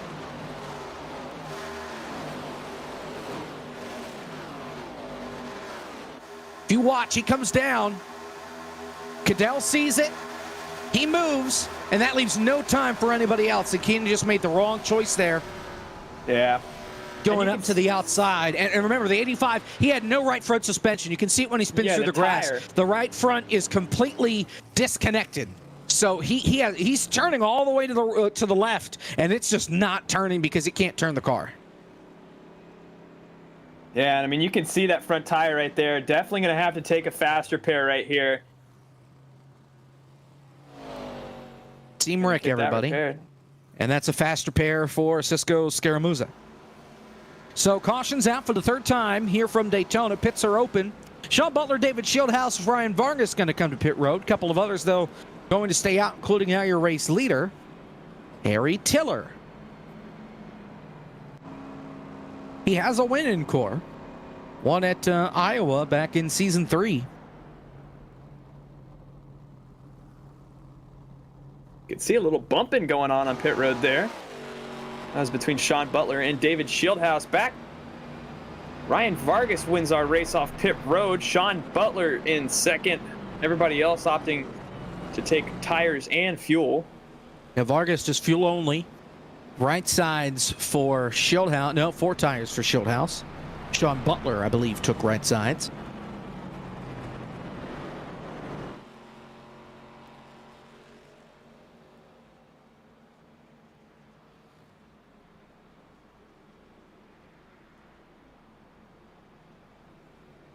Louisville has finally gotten out of the bathtub and finally fixed his mic in iRacing.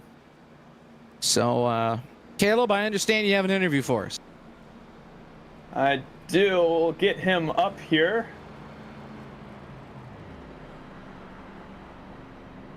There he is. Fly Guy, how we doing? Great wreck avoidance there from you. What are we feeling like? I'm not gonna lie to you. Got a little jitters, man, but I'm starting to calm down, starting to get into a little rhythm right now. Game plan for right now is just to ride along, log some laps, and after that, you know, try to make our way forward. Yeah, I mean, we've seen you hanging out right now, just kind of in that mix of all these accidents. So, I mean, once you get up to the front later on, I mean, do you think you have a car that can win it? Oh yeah, I believe that we really do got a strong chance to win it. High side looks real dominant right now, so I think that'll be the move for us to go. And I really feel confident. Just try to make it through all the wrecks, log in some laps, and be there at the end. Absolutely. Well, thank you for your time. Good luck from here on out. Hopefully we're talking to you later, man. Thank you. That's rookie Fly Guy making his core debut as well. Just trying to log some laps. One of the few rookies that we have this season. How many clout points do I need to get into the booth? Kevin, your chair from last season is still in the corner somewhere. You can pull that thing out and sit your rear end down whenever you'd like. Yeah, if you spend 5,000 big fans, then you get. I'm sure Kevin can manage that. He also partially owns the channel, so he can do whatever the hell he wants, to be completely honest. Yeah, I always love talking to Kevin. He's always welcome up here in the booth. He has no right. Well, who took your rolls away? For the love of... Yeah, where is Kevin? Hashtag blame Ben. Blame Ben. You can fix this, Caleb.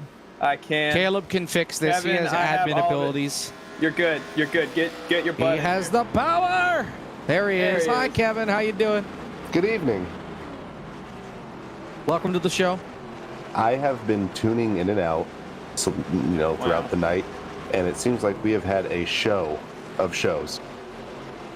Oh yeah, and we'd be almost done with this thing right now, but here we are, 25 laps through. Race 1 blues. That's how it goes.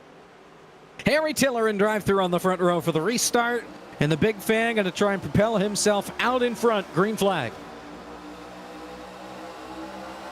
Drive-through has Landon Huffman right behind him. On the high side, you see that's Harry Tiller and Justin Champagne. Plash, once again, I mean, he's been the most aggressive with this high lane, just going up. And you can see now Vargas and Sean really wanting to work with him because he has been the most comfortable up there.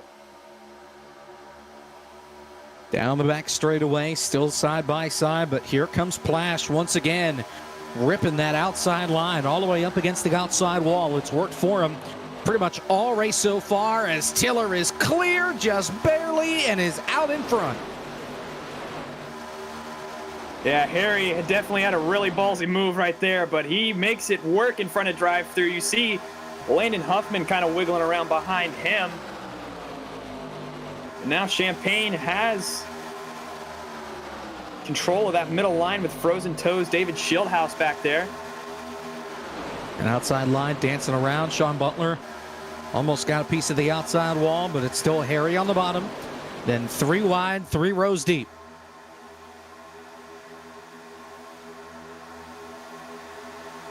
And they should all be able to make it from here to the end on fuel, at least to the end of stage number 1. Remember, lap 40, the end of the first heat. Oh, contact for the back. Louisville as well. Cisco, they saved it. Barely. Meanwhile, we got one on the apron up here at the front. That's Cosman. 3 wide, 5 rows deep. And just another accordion effect. Great job by everybody to keep it clear.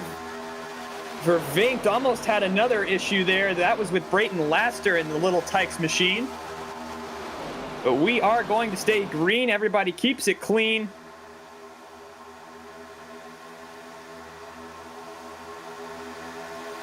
Ian Plash in the middle says, I have made a mistake.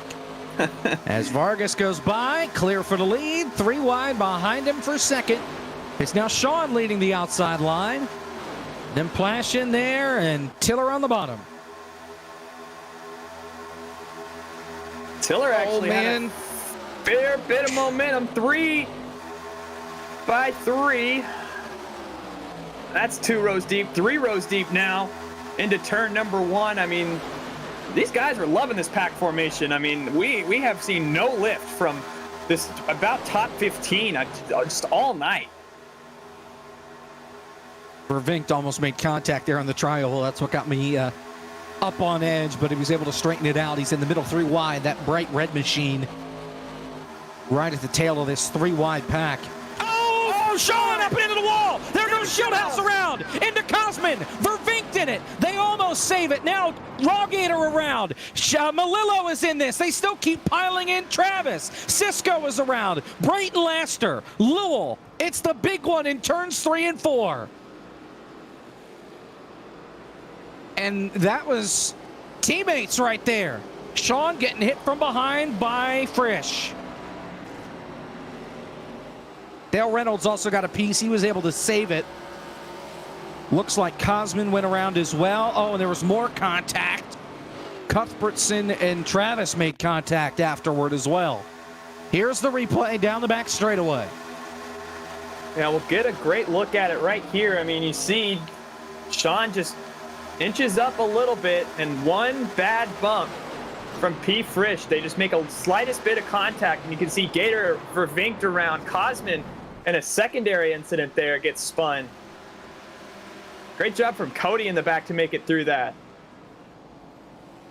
Everybody Justin did a good was around. job outside that top 20 of getting on the brakes. It was the guys right in the thick of it that couldn't quite slow down in time. Another angle.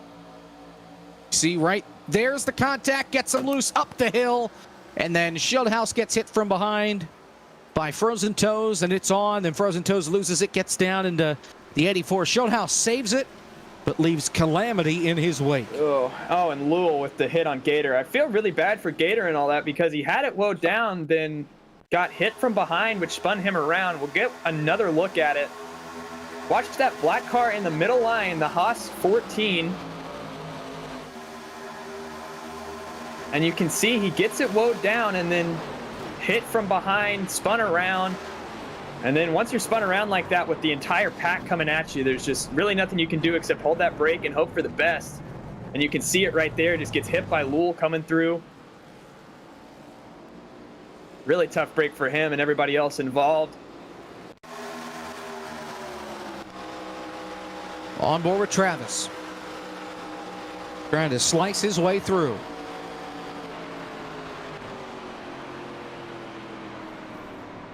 And he had a lane until that point.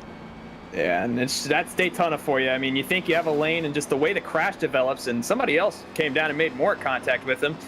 That was Cuthbertson. Yeah, Cuthbertson. Poor Travis has kind of been the ball tonight. Getting hit around and such. Yep. He's got a little bit of damage, but I think he still has a fast repair, and he does. Nobody has gone through both fast repairs up to this point. Harry Tiller's your leader. We're going to get a restart here inside 10 to go in this first race. 40-lap race, then the caution will come out, and then another 40-lap race to decide it all. Get points on the line in both of them. Stage. But I mean, we have a lot of guys up here that have been consistently up at the front tonight. Harry Tiller's up here. Vargas is up here. DT has been up here. Ian Plash has been making that third line work all night. Champagne's been a great pusher. Landon Huffman as well. David Shieldhouse started on the pole, won that first duel, Frozen Toes has been up here as well. Dale Reynolds has had a quiet night so far, but he finds himself in the top 10. Corey Vervinkt is rounding out the top 10. I mean, a lot of these guys you will see up here at the front at the end of this race. So this is kind of a little mini test run for the end.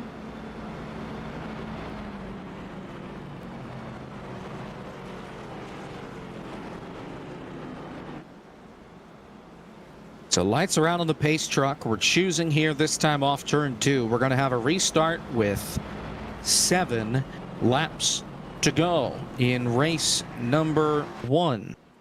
And of course, the running order at the end of the race likely won't change with the exception of pit stop.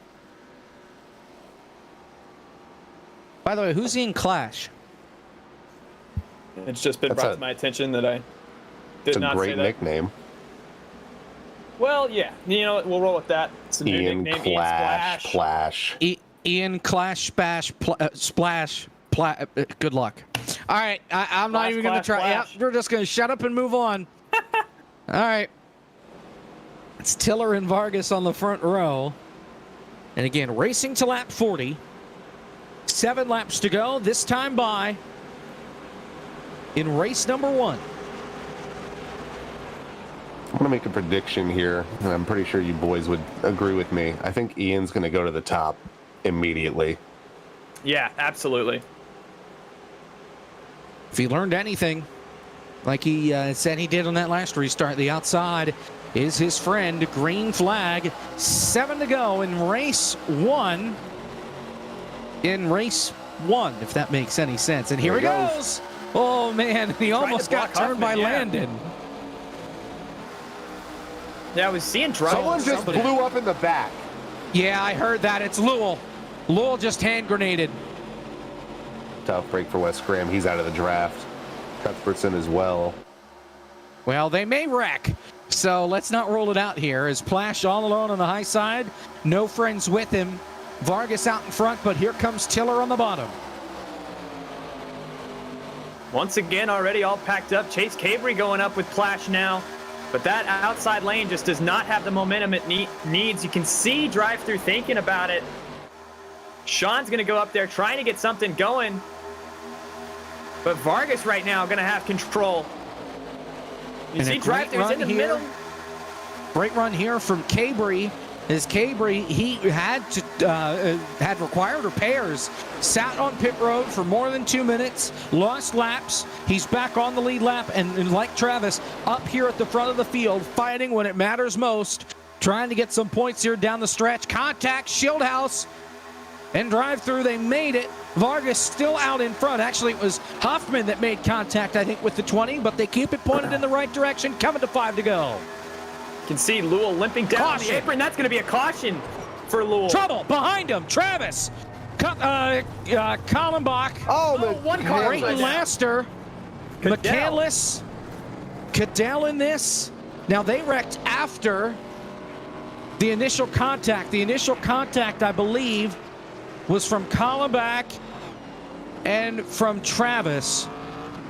Cuthbertson and Cadell, from about maybe 300 or 400 yards back from the initial start of this wreck, just did not slow down. Well, they were trying to read through it. Blake came down the racetrack, and neither of them were ready for it. The replay here, there's the contact to set this whole thing off. As you see, Lewell's abandoned car down on the apron. Laster, Blake getting involved in this. Then they come down the racetrack, and you see Cadell fling up into the air right there at the very end. Got another angle. Here's the Air Spanky car getting turned by the owner of Air Spanky. There's Laster. There's McCandless. Vervinkton another. And watch, they come down, and here comes the 71 down the hill. They had nowhere to go. They made their bed, and they were forced to lay in it once McCandless came down the track.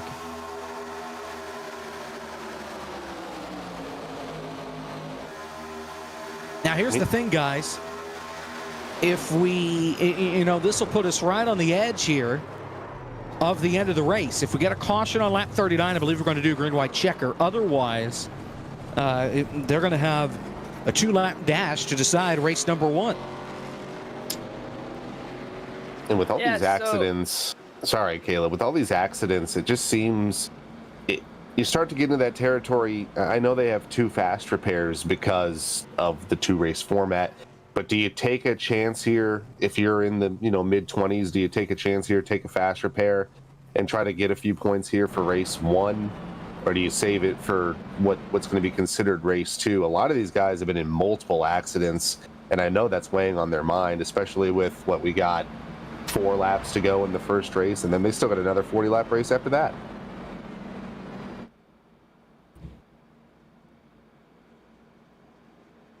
Yeah, I mean, I got to think. So we should be trying to do a short caution right here to get to the end of this. In theory, a stage that you'll award points. It's just you got to end it under green.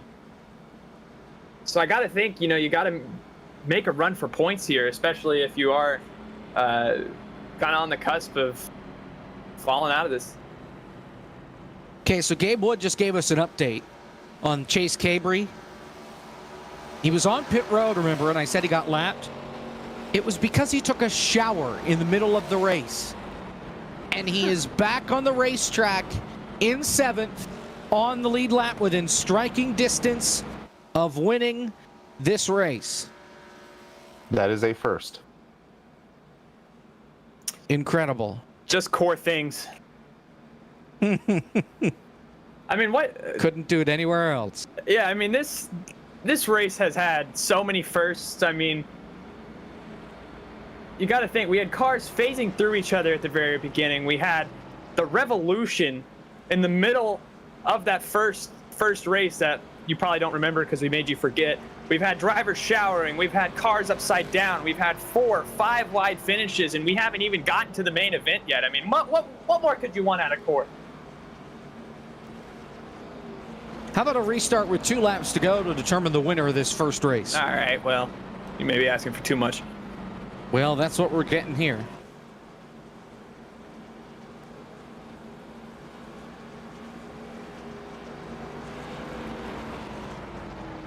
Lights are out. 3 to go right now. Vargas chooses the outside line here.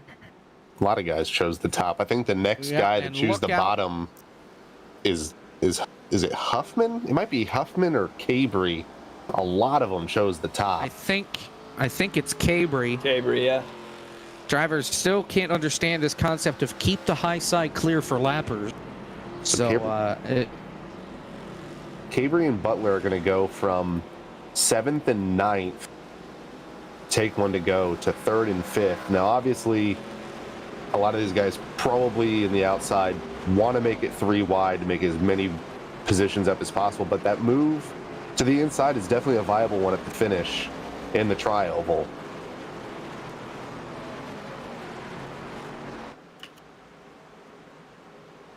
We'll see what happens here. Pace truck will pull off. It's Vargas and Vargas. They are wrecking in the back. Vargas and Tiller, trouble. It's single car. It's Cuthbertson. Green flag. We're still green. They are 5 wide in the back of the pack.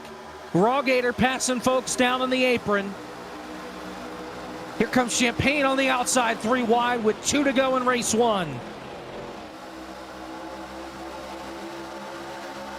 We'll start to see some differing strategies here, I think. Keep in mind, if this is your first Core Daytona finish, that we don't have a yellow line rule, so anything is fair game at this point. You see Cabry on the back of Tiller right now. Really like that middle line of Vargas and drive-through. I feel like they'll probably be the best here because I don't know if the outside lane really has enough support behind it. Sean Butler on the freshest tires in that 32. He is 3rd in line on the bottom. White flag in the wind in race 1 here at Daytona. They will race it back to the end of the lap. Then the caution will come out. Ryan Vargas, the man out in front, trying to pick up yet another Core win. Remember, he wanted Atlanta to end the season back in February. Harry Tiller trying to pick up his 2nd career win. He won at Iowa in season 3. Here they come down the back for the final time in race 1. That inside line, nose to tail. Here they come. And how about Champagne up on the outside, 3 wide through 3 and 4.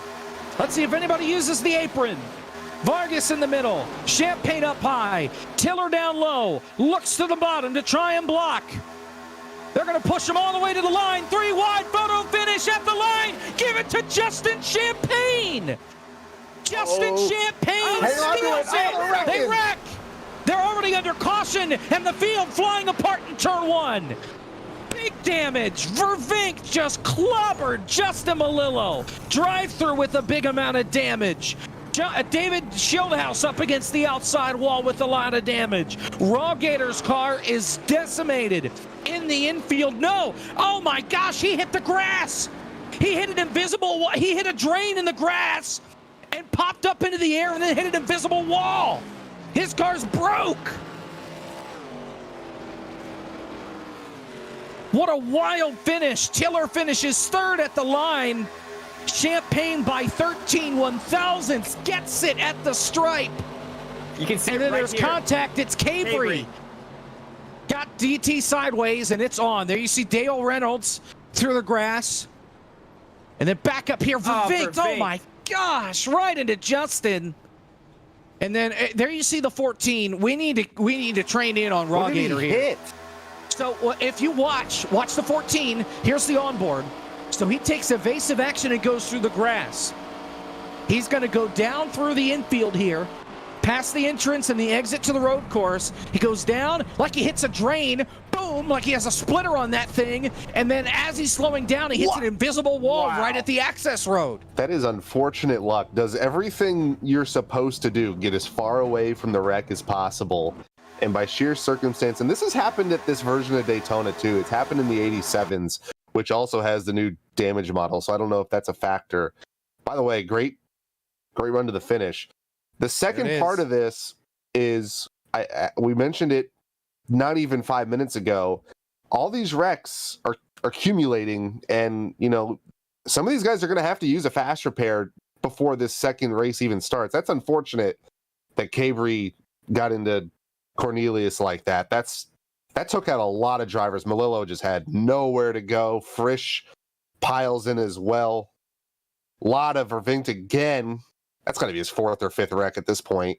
I don't even know how he has a car left. Well, he's only used one fast repair. He might wind up using one here, though, because he has a lot of damage. Raw Gator has only used one. He's going to have to use another one here, though. So by taking evasive action, he has now lost his other fast repair as pit road is open. And some drivers are making their way to pit road. Travis Brown has used both of his fast repairs. That is it right now. Everybody else trying to hold on to them as long as they can. Brayton Laster stays out. He's your race leader. Everybody else is on pit road right now. Yeah, and that's just really unfortunate luck. And like Kevin said, doing everything you're supposed to do just blows up in his face. Let's talk with our race one winner, Justin Champagne. You're a core winner. How about it? Hell yeah, baby. Let's go. Take us through that last lap using that third line up on the outside. What did you see up there that made you think this is where I got to be on the last lap? And I tell you, first off, I got to thank Landon for helping me out there. But yeah, all race, the outside was the preferred lane. Coming off the corner, you could just edge out the middle and the bottom lane and beat them to the line. And I picked the outside for the restart, and I was like, immediately I'm going to jump to the outside. Whoever goes with me, goes with me. If they don't, they don't. So it worked out, and I'm excited. Ended last year with a win and started this year with one. So let's go, man. Finally. So what's the plan now here for race number 2? You get to restart. You get to do it all again. You still have both fast repairs to your name. What's the plan here for these last 40 laps? Go win another one. I like it. Well, Justin, congratulations. First win in the Core Series. Go get another one. Hell yeah. Justin Champagne, race 1 winner, part 1 winner, if you will, of the Cody H Gaming 250 here at Daytona. What a race. What a finish. Yeah, I mean, it's starting to become a trend here with the Core League at Daytona. I mean, again. Another first timer. Yeah, First it was Justin in a photo finish.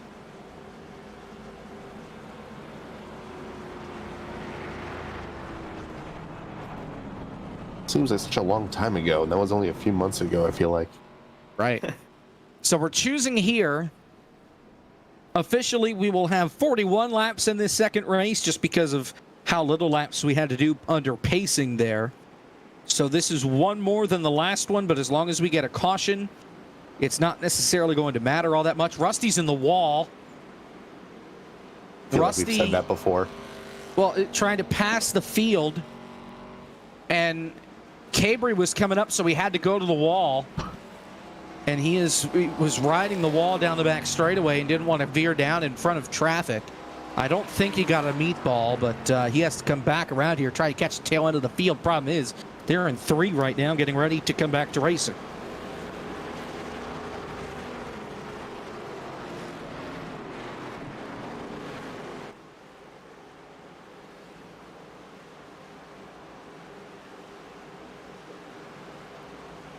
Pace truck is in.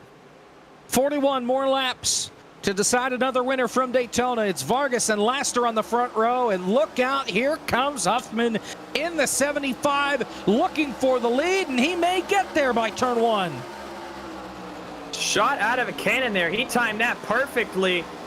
And even if he doesn't clear Vargas here for the lead, he's going to have the help of Champagne and Plash behind him. I mean, these guys have all loved the high side, and it's paying dividends for him now. You see Travis Brown and Brayton Lester on the inside.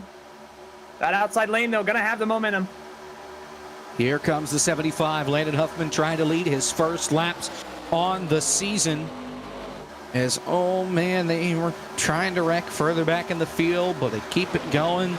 As here they are up the front. Laster and Vargas side by side, coming back to the stripe. Now 40 laps to go. Dale Reynolds had big contact there with the wall. Everybody behind him had to make evasive maneuvers. Blake's passing cars 5 lanes below the yellow line, which is legal. I have to say, I think Melillo had to check up for something, and McCandless decided to make a 4th lane for himself. But this entire night, this high line has just been the place to be. And as I say that, here comes McCandless, going to be 4 wide down the back. You better figure this out. By the time he gets to turn 3, he better hope Frozen Toes lets him in. Eek. Fresh to the lead with assistance, as now Champagne got the wall. Everybody scatters, but they keep it straight. Oh, Butler. Oh my gosh. That was not a hole. He made it work. Yeah, these drivers got to be thankful that Frozen Toes is being so forgiving. I mean, because that's 2 people in now when she probably shouldn't have. And now Blake McCandless going to have to do it with Cosman. Oh, good God. Now Landon's going to have to give his spots back. Ben just made the call here. Ben has to drop to the tail of the field for jumping the restart. That makes a lot of sense. He got a huge run, and I thought for a second. Look out! He put Laster in the wall. And Laster's going to lose a ton of time. Thought on that restart that Frisch just had a horrible restart, but yeah, I think that's a great call. Ben always on top of stuff. But that allows this field to kind of calm down just a little bit. Butler going to the 3rd lane. He's going to try and head that charge on the top. Frisch looks high. Going to stay in the middle, but here comes Butler. Recovered pretty well from that wreck. Was involved in that wreck in 3 and 4. Missed the secondary and got back in the top 10 before the end of race 1. Now he's looking for a top 5. Oh, there goes Frisch. Turned by Tiller. McCandless is going to save it. Justin gets run over by Cody. Drive-through involved in it as well. More junk behind him. Dylan Kem. Fly Guy, big damage. Cadell. Schildhouse. Gabe Wood. Dale Reynolds. Jordan Worth. Dylan Kem again. Oh, Fly Guy. That's such a tough break. And I mean, Dale Reynolds involved in this one. He obliterated Cadell. Fly Guy comes. That was huge. Vervinkt has parked the car. Fly Guy's He's blown up. Here's the replay. Yeah, he has 2 faster pairs, though. There you see the contact. Teammates again, this time Frisch and Tiller. And it's behind them where the brakes just don't work. And they piled up huge trying to check up for the crash. You'll see it in the back here. I mean, Justin and drive. Watch Cody. Oh, Cody. Bam. Bam. The irony of this whole thing is that Frisch saves it, and there's a 15-car wreck subsequently because of that. Way behind them. Fly Guy came flying in. Schildhouse had nowhere to go. He plowed into Dylan Kem. And the way these noses are, you just pick the guy up in front of you if you get any contact. So it just spins him around. Case in point right there with Melillo and Hicken. This is part 1, because there's more behind these 3. there's half a dozen more that junk it up behind them. Here's this pack. That's the leaders. Arkham Menard series. Here we go. These guys get sideways, and there they go. Now, if you go back to Dylan Kem, that area, he gets run over, Shieldhouse, and they just all pile in back here. Keenan around, Gabe Wood, like they all just came together back there like it's a truck race.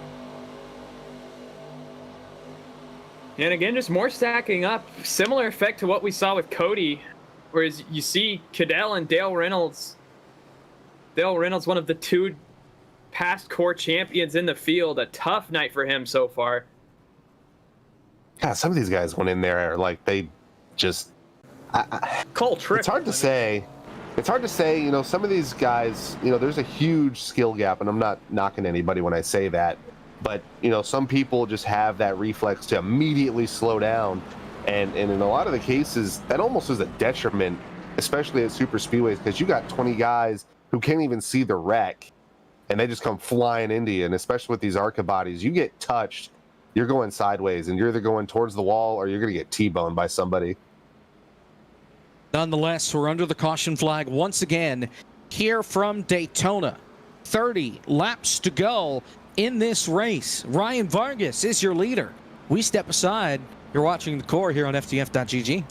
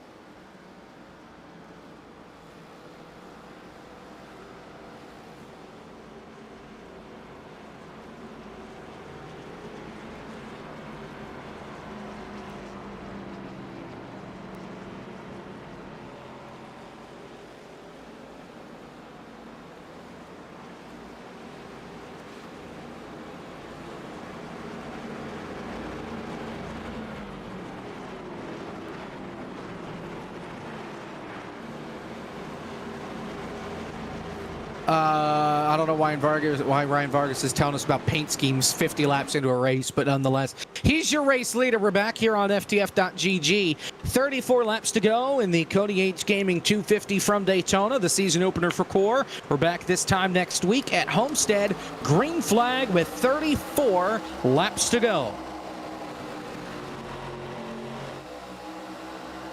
Flash trying to make that third lane. Cabry was trying not to have it, but he's going to let Flash get to the outside of him here.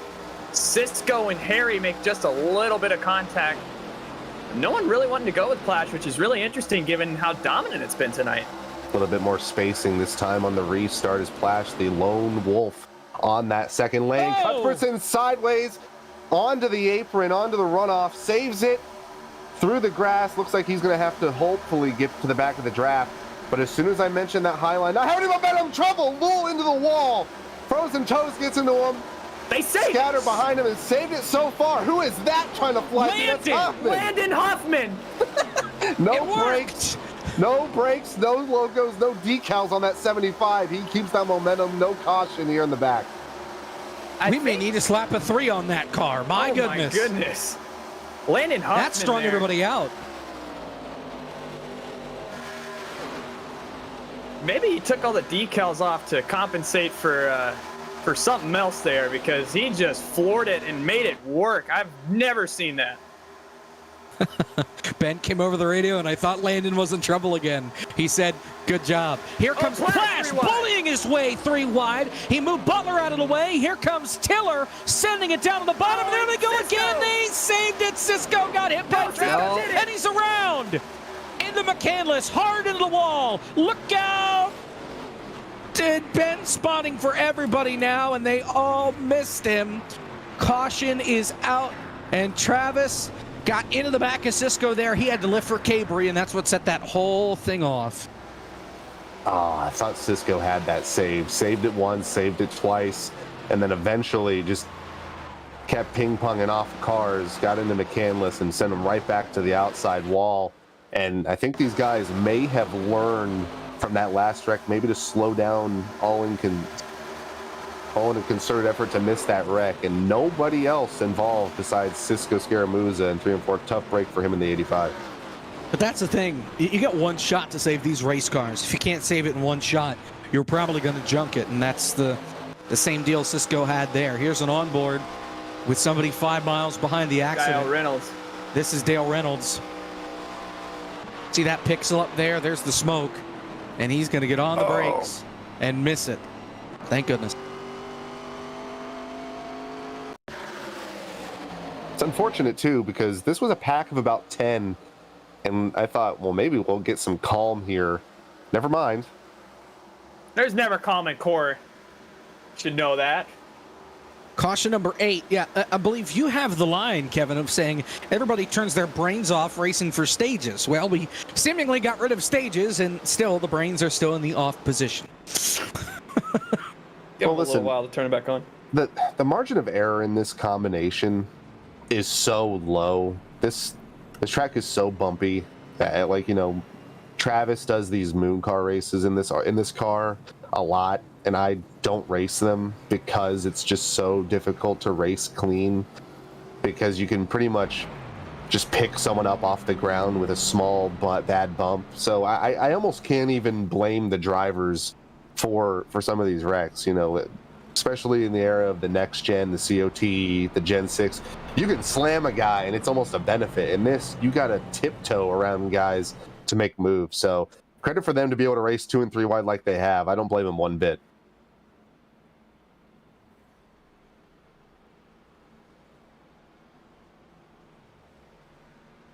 Why don't we talk here while we're under our 8th caution flag of the night with our race leader, Harry Tiller. Good morning. How you doing?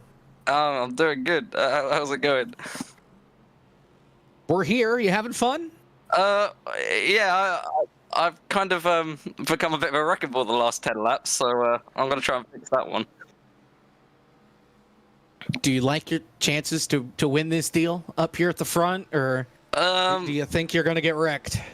If I could stay in the top 3 or that front row, you've got a good chance, and I think I'll have a good chance. But if you get further back, it's so hard, and none of the lanes are rolling unless there's a mistake. So if I can stay at the front here, then yes. But I think if I get shuffled back from now on, it's gonna be tough going. So I heard him talking about it in pre-race. Where's the penis oil scheme? Well, so I didn't realize that all the Arca cars have changed. I've not been on iRacing a lot recently, but the paints have changed. So I'll probably hit up Devin, and he'll make me something with my colors from real life, and I think I'll go back to the penis oil. Everyone's been asking for it. By popular demand. Well, up here at the front, see if you can hold on these last 29 laps. Good luck. Cheers. That's Harry Tiller, the time traveler from Britain. It's already tomorrow where he's at. If I can get him back in the right Discord, there we go.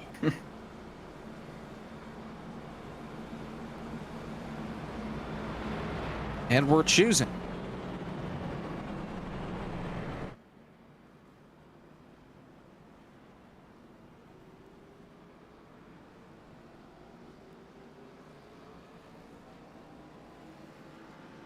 And a lot of these common faces up here.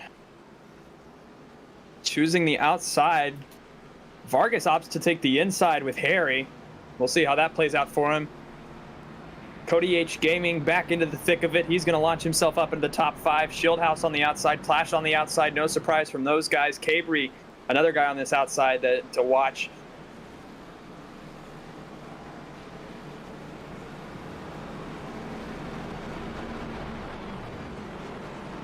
It looks like we're just about set to go. Hi, Blake.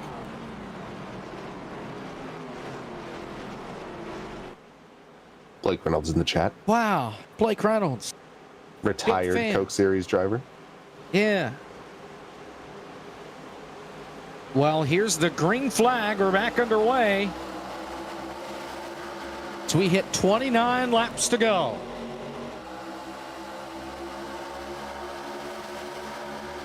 Dead heat as they still get up through the gears. David Shieldhouse going to try to make it 3 wide, but Landon Huffman and Sean Butler going to cascade down in front of him. I have a shocker right now. Ian Plash trying that 3rd lane with Chase Cabri up on the outside. Cabri looking to give him a shove. 4 wide, possibly.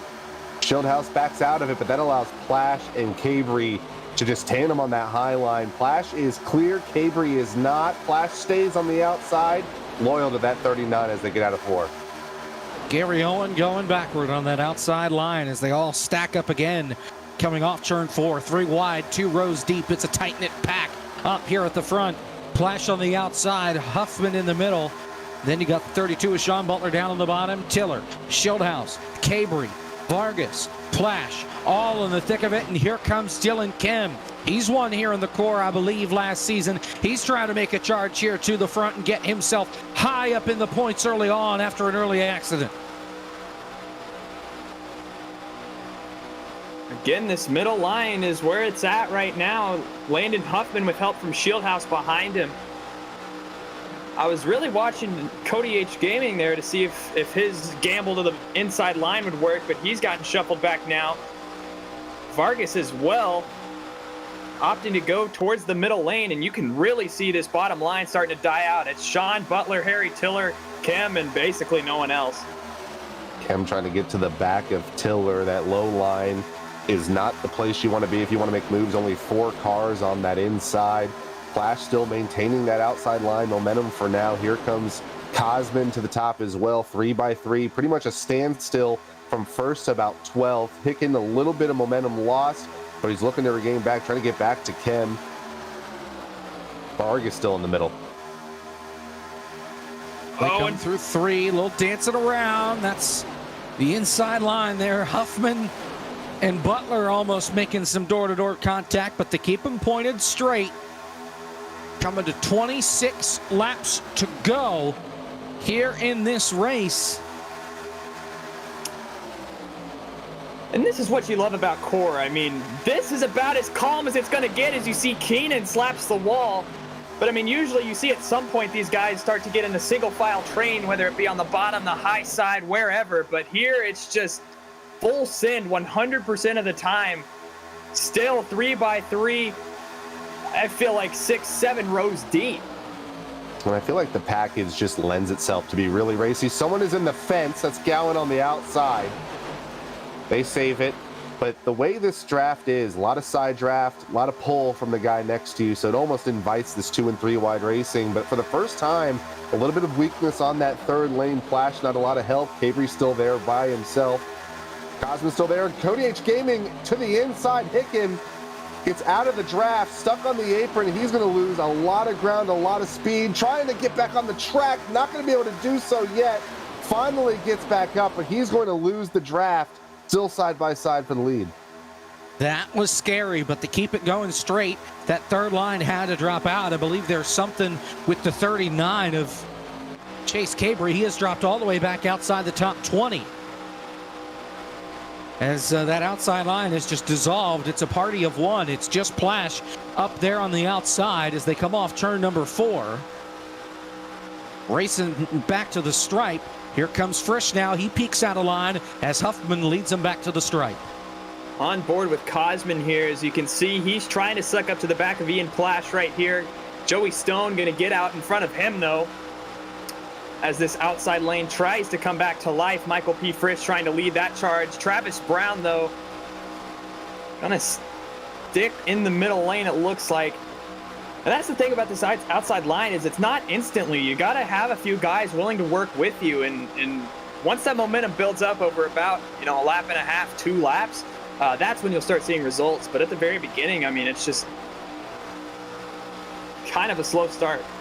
Pretty disorganized trio on this third line, finally getting a little bit closer. As soon as I say that, Stone sideways into the entrance of the tri-oval, going to lose a little bit of ground here to that 924 on that outside line, but still holding strong, persevering on this third lane is Frisch. Frisch looking to pretty much do this on his own at this point. Here comes Cavry. Had that little bit of a stall last lap. I'm not sure what happened to him, but he's looking to build the momentum back. Here comes Schildhaus right to the back of that Huffman machine in the middle. Landon Huffman back up to the outside, drops back down. So an update on Cavry. Temps were getting hot on the 39. That's why he pulled out a line and dropped to the back. I thought that's what he was saying, but I couldn't quite tell and didn't want to guess. But that's the deal with the 39. That's why he dropped back. He's already back up into this lead pack. An update on Blake McCandless right now. He is running in the 24th position, away from the madness going on at the front, trying to save his stuff. He's already used a fast repair tonight. Meanwhile, they're still 3 wide, almost the entire pack through. Butler on the bottom almost washes up into Huffman. Yeah, and all that banner we were talking about over the radio, and it is dead silent right now because of how focused these guys are in this big pack. Another thing about this outside line right now is, I mean, it's not very consistent. I mean, besides Ian Plash, who has proven he's been up here, I mean, Frisch hasn't really been testing it up here. Joey Stone either. And I feel like if you get Plash, Landon Huffman, and maybe a Vargas or somebody like that, that outside lane really can start to pick up speed. But until that happens, it's going to just stall out, because I feel like a lot of these guys aren't as comfortable running up in this third line as guys aforementioned, Landon Huffman, Ian Plash, guys like that have been tonight.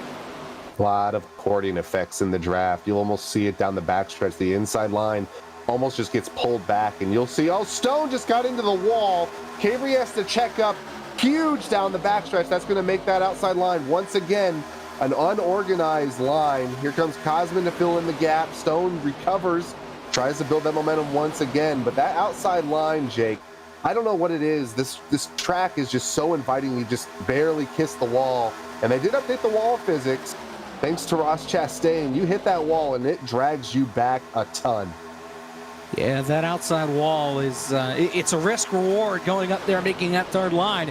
It's fast when you're up there, but if you make a mistake and you hit the wall, you are in trouble, and you're putting everybody behind you in trouble as well. We've seen it a lot so far tonight in this race. 20 laps to go here from Daytona, still 3 wide throughout much of this lead pack.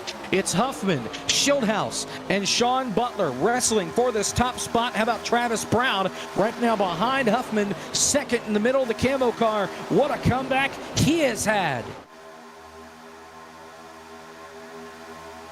Through the middle, Landon Huffman, big block on Travis there. Didn't think they were going to make that for just a second, but now Landon and Travis are together, and we know the connection those two have together. Ryan Vargas, Chase Cavry as well in this middle line. And if I'm in this main pack, that middle line is where I want to be. This is, the guys that can hold their line and can really make moves to get up to the front, whereas some of these other lines have a few unknowns. And I think this middle line will be dominant from here on out. That middle line, you just have so many options. You can pull the inside line back with the side draft. You can pull up to the top to get that momentum off the corner. You can get to the middle and block the run. I think that middle line is going to be not only where we see the winner, but I think you'll see Landon here pretty much, if he can hold this position, almost play a little bit of that Pied Piper type role. You defend the line when you can and just move to whatever line has the ground that they want, you don't want to make up. It's a little bit of a run on Schildhaus. If he wants to get in front of Schildhaus, he can do just that, but he's going to stay with that teammate of Travis Brown down the backstretch. Here's the deal. Sean Butler is the oldest guy on tires right now and on fuel. Remember, 65% fuel tanks in these things. He's going to need to pit in the next 10 laps. He's been out there for 25 laps. They can only make it roughly around 30, 32 laps. So he has to come to pit road very, very soon. Everybody is going to have to make a trip back down to pit road. I would imagine it's going to be mighty close for a lot of these guys up here at the front. Some of them going to be looking at right around 32 laps. It's going to be tight for some, but those right up here at the front, Butler, Huffman, Shieldhouse, Tiller, 20-plus laps for all of them. They're going to have to pit within these next couple laps, and it's going to be really tough to do that when they're packed together 3 wide like this. Yeah, and that's exactly what I was going to talk about. Just it's really challenging getting onto pit road. I think a lot of these guys are probably hoping for a caution so that they don't have to deal with green flag pit stops, because if you are one of these guys on the middle high line, it's just really tough to get down to pit lane. The amount of communication that you need with all your other drivers, as well as just the art of getting onto pit road. As you see, Huffman, big block on Shieldhouse there. That's going to open up the middle lane for Travis Vargas. Cabry's a little loosely connected, but still there. And Huffman lost a ton of momentum, and that allowed Travis to get through that middle lane. He's been trying to play all 3 lanes. Cisco into the wall. There's your caution. Bethel is in this, the 64. Joey Stone is around. Ryan Burton in the 91. And there is your caution that they needed in order to make it to the end on fuel. Cisco Scaramuza turned up and into the wall. And that just saved everybody from having to make a dreaded green flag pit stop. Really tough for Cisco. He's another broken suspension for him. I would like to get a better angle of this, but I don't know if he thought he was clear. I can't tell if Frozen Toes, if she went down a little bit on the exit of 2, or if Cisco kind of washed up a little bit. That's just so close. These guys have nowhere to go. Keenan involved. Sloppy as well. Joey I think Stone. they met in the middle, to be completely honest. I think one came up, one came down. Just based off of where Frozen Toes was at up along that outside line. You can follow the white lines on the right side of her car. I think they just met in the middle there, where she came down just a touch and Cisco came up just a little bit more. And there was contact. 64 almost got upside down. Track is so narrow, only 37 feet of real estate. Once they introduced that safer barrier back in 2004, you don't have much, if any, margin of error. There's a lot of bumps that can move you around. It really is difficult. You know, these guys have been making it easy for the most part to go 3 wide, almost sometimes 4 wide. But, you know, the smallest margin of error. I mean, Frozen Toes, she is following Plash, and Cisco moves up maybe 8 to 12 inches at most, and that's all it takes for him to get hooked. Blake McCann just bulldozes through Stone to make it through, but a lot of these guys not as fortunate. But we'll re-rack them. Try it again. Cisco is down and away after taking his fast repair. Ryan Vargas wins the race up pit road. Travis Brown also taking fuel only with Vargas. Chase Cabry doing the same. Huffman, Tiller, Cosman, they're all taking fuel only. 2 tire stops for Shieldhouse, Dylan Kem, Frisch, Plash. 4 tire stops for guys like Goen, Brayton Laster, Wes Graham, Lowell, Gabe Wood. Joey Stone doing the same thing. Your race leader coming onto pit road. It's going to wind up. Sean Butler, he took 2 tires, I'm pretty sure. Where in the world? There he is. Yes, he did take 2. He is in P10. And there you see Blake's hot mess of a race car. Blake, Justin, and Cadell, they all stayed out. And I think McCandless had some assistance in wrapping that car by Stevie Wonder. Yeah. This is what happens when you don't update the car when they update the car. They have the 2311 rap team on it. Yeah.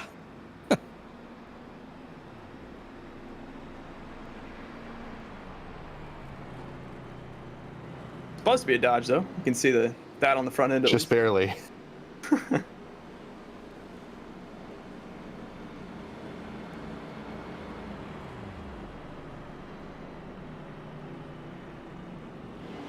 So, I'm not ready. I don't want to say it. Justin finds his way to be at the end of these races. And I really hope that he gets some karma back from what happened on Monday. I was so ready to root him on for his win in MNR. And then Raja got loose in front of him and lost all that momentum. If he pulls it off tonight, I think that will be a great consolation prize for him on the week if he can pull this one off. be his second career tour victory, and both of them would come here at this racetrack.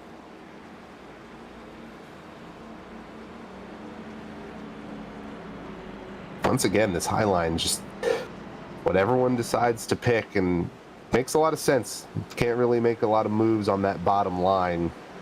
You can definitely do so from the middle, and you can obviously move to the top. But a lot of strong guys on that bottom line. McCandless, Tiller, Butler, Cosman, Shieldhouse, Frisch. That's an all-star lineup on that inside line here.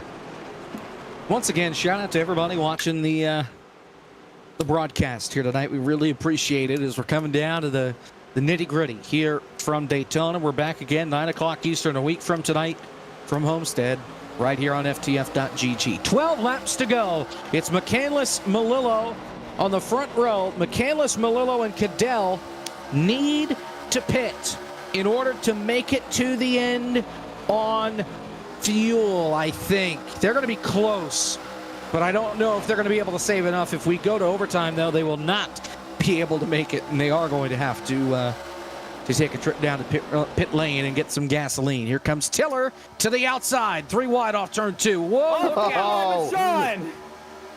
Oh, this isn't going to work. Can he squeeze? There's no way. McCandless isn't giving him room. They're leaning on each other. How are they saving it? Vargas is in the wall. Huffman. And there goes Huffman. There Oh, hard no. into Shieldhouse. There's the big one. Everybody piles it on up.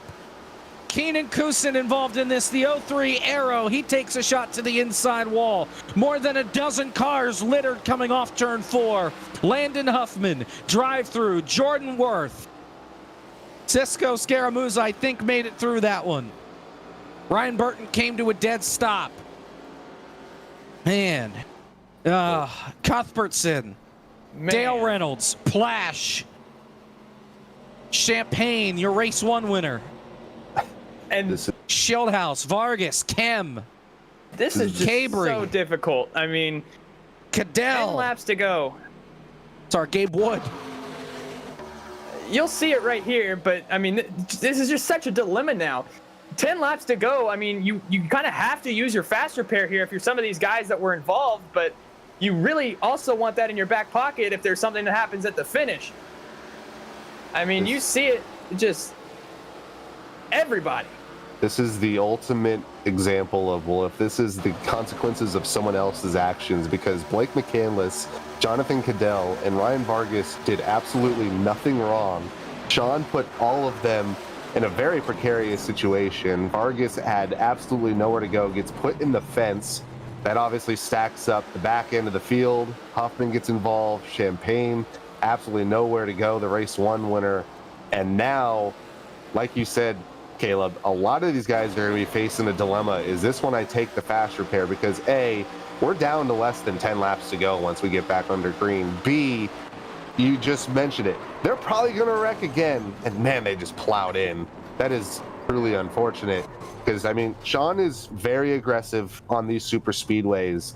And I think, you know, he was hoping by the time you get to turn 3, maybe there's a lane that you can back out. But there was just absolutely nowhere for anybody to go but into each other and into the wall. And so we have the big one here at Daytona.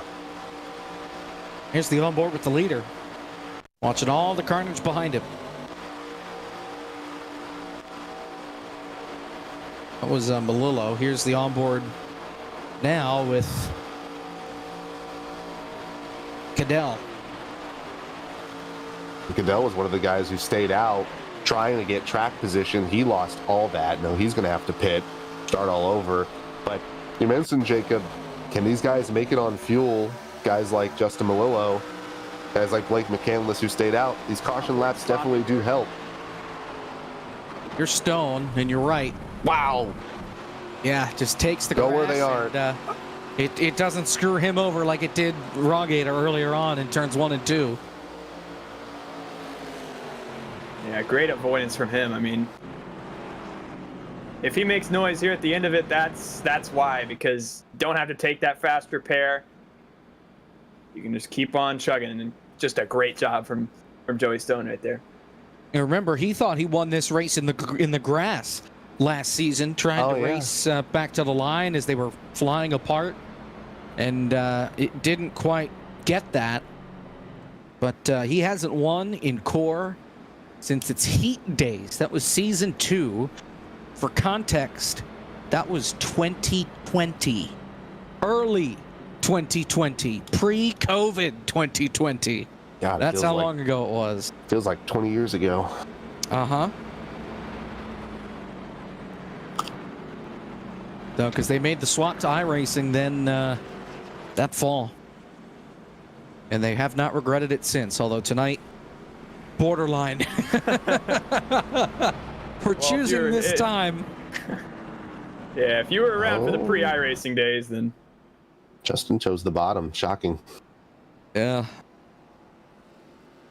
Tiller goes up top. So we'll have 8 to go on the restart.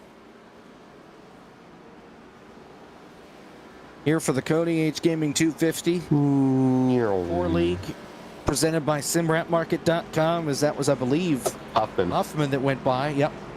He's back on the lead lap. He's going to have to hustle. Yeah, he is. Or hope for an early caution. Mm-hmm. So right now, drivers that are not on the lead lap. Nobody. Everybody's on the lead lap or out of the race. Vervink, the only one out. We have 34 cars that have a genuine chance to win this race. Cars that have already used both of their fast repairs. Rawgator, Landon Huffman, Cisco, Dale Reynolds, Frozen Toes, Ryan Burton, Travis Brown. That's it. Everybody else still has one. A lot of them still have both. Oh, Green flag. Keenan Kusin around. Trouble in the back. Shieldhouse, 2 cars, still green. Oh, no. Oh. I think Ben's going to try to let them get that sorted out. That's unfortunate for Shieldhouse. And they stopped up on the outside. There was nowhere to go. Champagne. Oh, it got around. There it is. Huge crash up into the air. And the caution's out. Another half a dozen cars litter off turn number 2. It was Cosmin Ionescu that went flying coming off turn number 2. And we get another caution that saves Landon Huffman, Dylan Kem involved, Lowell Cuthbertson going. Not as big as the last one, but still a violent crash. And Cosmin gets his wings. Almost. That's the opening deal. Almost the exact same thing that happened in turn 2 between Cisco and Frozen Toes in turn 2. But I think this time it's a little bit more transparent. Here's the restart wreck. Huge checkup on the outside line. Ugh. People checking up, people flat spotting. Shieldhouse just by himself on the bottom, just nowhere to go. An unfortunate bystander of the checkup on the top. And eventually we'll get a replay here. And Cosmin ends up being by himself effectively on this outside line. And I think he started getting a little bit desperate, tried to get in front of Frisch, and Kem gets hooked, and Cosmin goes flying. Yeah, it's just a mix there between he gets the bumper, which pushes him in the air, and then the air just catches the car. I don't know how it didn't go over. Roof flaps. Yeah, some of those blowover physics need to The tweak there of goodness. Shaq on the hood kept it down. Yeah. Going up for a slam dunk. And you can see, I mean, Cosman and Kim both, I mean, just trying to fight for the same spot. And just checks up behind him. Lowell involved as well. New leader at the front, Justin Malillo. Sir. Trying to go back to back here at Daytona. I'm going to talk to him. You do that. Justin Malillo. Hi. Your old friend Kevin in the booth. Hi, Kevin. You're leading the race. The last time I saw you lead a race was on Monday. Can you close this one out? I hope so. That would be very sorely needed after the week that I've had. But we're up here, and we just gotta hope that luck goes our way for once. And I think maybe tonight it might be the night. I won this race last season, and maybe we could do it again. Well, you just mentioned you did win the season opener last season here at the exact same configuration. What do you think it's going to take to repeat? Well, I think it's great that last season I won the traction series and I was in a traction car. This season we're on FTF.GG and I'm in the FTF.GG car. Maybe it's a sign. Maybe I can have lightning strike twice for that. So, it's going to be a crapshoot here. It's going to be dependent on who goes in what lanes, who makes what crazy moves, who decides to make the stupid moves when they make the stupid moves, and who survives. So, we'll just see what happens, and hopefully this time I come out better on the end of it. Well, you'll get 4 laps to prove it. Good luck, man. You'll have me rooting for you. I'll be a little bit biased here. Thanks, Kevin. I appreciate you. Of course. Justin Malillo, owner and co-founder of FTF.GG, by the way. In case you didn't know. There you have it. Yeah, I mean, down to crunch time at this point. And for Jacob and Kevin, I mean, I probably can guess who Kevin's rolling with here to win this race, but I mean, Jacob, I mean, what do you think here? I mean, anybody you got your eye on? I asked the questions. What are you thinking, Caleb? All right, well, I'm looking through this top 10, all right, and I'm trying to find some sleepers. We got some guys here in the lower half of the top 10 that I really like. Travis Brown, Wes Graham's back here, but I got my eyes in his core debut, that 773 car of Fly Guy. He has been quiet all day, just biding his time, learning, and he has found his way the highest he's been all night, 10th place right here with 5 laps to go. I got my eye on Fly Guy. How about Travis Brown? 8th. That's a great pick. 4th on the outside. You can't see him. I'll say they won't see it coming unless you look at the orange valence in the front. The orange duct tape numbers on the side of that thing. The invisible boatmobile out on the racetrack. Yes. All right, folks. 4 laps to go. There are 3 green-white checkers if we need them. Boy, I hope we don't need them. 4 to settle it in the Cody H Gaming 250. Green flag, Malillo. And Harry Tiller on the front row. Remember, Malillo, McCandless, and Cadell still haven't pitted yet. They should be okay in regulation. If we go to overtime, though, which is any caution between now and the checkered flag, they may need to come down to pit road. They may not have enough gas. And this outside lane just didn't get formed up. You have Sloppy on the outside, Joey Stone, but not going much right now. Great Lester. Oh, there we go! Oh, Butler gets turned into McCandless. More trouble. Plash. Everybody piles up. Stone whipsaws around through the grass, and 20 cars are junked in the apron of turn number 3. And that's the wreck we knew was coming. That right there. There are 6 cars left, and Justin Malillo leads them around.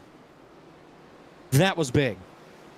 tell me if I've said this before, but Sean Butler made an aggressive move in the middle of Tiller and McCandless. And I think when he made that move, Tiller didn't anticipate it, tried to close it a little too late, ping pong effect down the backstretch, and that sent everybody flying.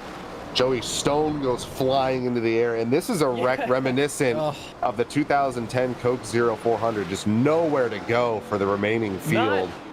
This honestly also really reminds me of, if you remember back to the 2014 Coke 0400 when Kyle Busch flipped.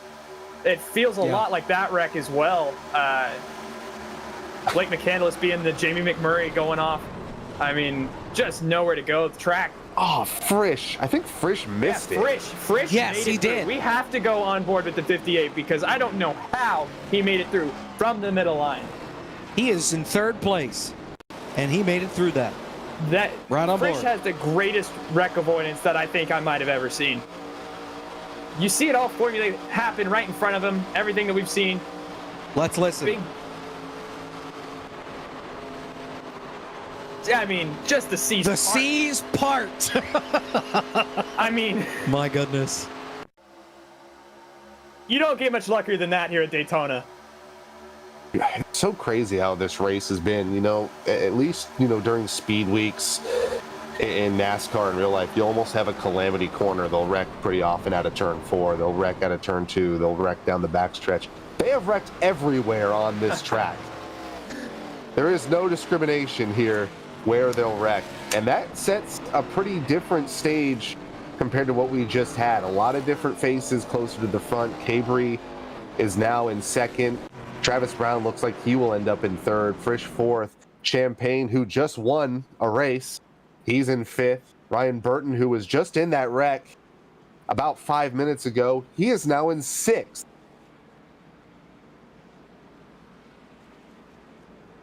And we have unlimited overtimes, by the way, so we could do this 15 more times. By the way, was that? So, it is almost Thursday morning on the Eastern Seaboard. and this is when we used to do core. Was Thursday, not this early, but or not this late, but Thursday. This won't happen next week because the server won't have issues next week when we go to Homestead. It better not. Cisco better work on that. Well, either way, I mean, chugging on into December 8th, got to thank everybody watching back at home. I mean, for sticking through with us tonight, you're going to have a show for sure. 3 laps to go in regulation at least, but doesn't get much better than this here at Daytona. You guys are going to be pulling double duty effectively here. You'll have the race tonight, obviously finishing up, and then tomorrow we got an enduro of a race at LOTF at Atlanta. That is going to be a very long event. I sincerely apologize on behalf of Frisch. 200 laps at Atlanta. I may need a relief broadcaster for the middle portion of that race like they do for the 24. Call the first 50, call the last 50, and somebody takes my spot for the middle 100. And you may think I'm joking. I don't think I'm joking right now. We were testing last night, and we were doing 35-second laps. Oh, I did the math. Oh, my. If we go green the entire way, it's still an hour 55. It's going to be a long race. Yeah, so I've already got 2 broadcasts tomorrow. Oh. So I'm going to need a sub at some point in that race. Preferably not the beginning or the end. Somewhere in that middle that I can, go pass out and hopefully wake back up for the finish. Well, the unfortunate thing is all these every time you guys do these races, the relief guys are like, me, Sean, Blake, but we're already guys are racing. So it's it kind of sucks that way, but deep on the depth chart. Caleb, I hope you're available. Oh, it'll be fun. And no is the wrong answer. All right. Here's the deal. They're going to need to wreck a lot of cars, I think, for there to be a caution here. But, they've done that a lot tonight. We will see what happens.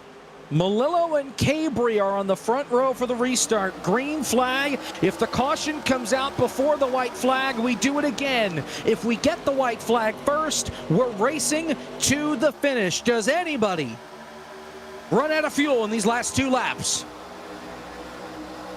Dylan Kim made a big move underneath Cisco there. That's going to cascade Shieldhouse all the way up to the outside wall now. Side by side down the backstretch with 2 laps to go. Melillo on the inside. Oh, and Vargas is going around behind him. And Saved more it? trouble. No. No, they saved it. No, multiple cars. Multiple cars. Caution's out. Oh, they're still wrecking. More trouble up in front. Huffman. Oh, a huge hit. Dale Reynolds. Cosman. Gabe and Wood. Cody. Dale Reynolds almost upside down. More trouble after the caution flag came out. Raw Gator got turned around off the bumper of Dylan Kim. Gator already used both fast repairs, so he has a ton of damage. He may not be able to finish this race. Meanwhile, Sean Butler went for a Dukes of Hazzard ride and slipped through all that trouble. We'll ride on board with him eventually. First, wreck part 1. It's Vargas. Say hello to a hell of a save attempt, and say hello to Thursday. It's midnight.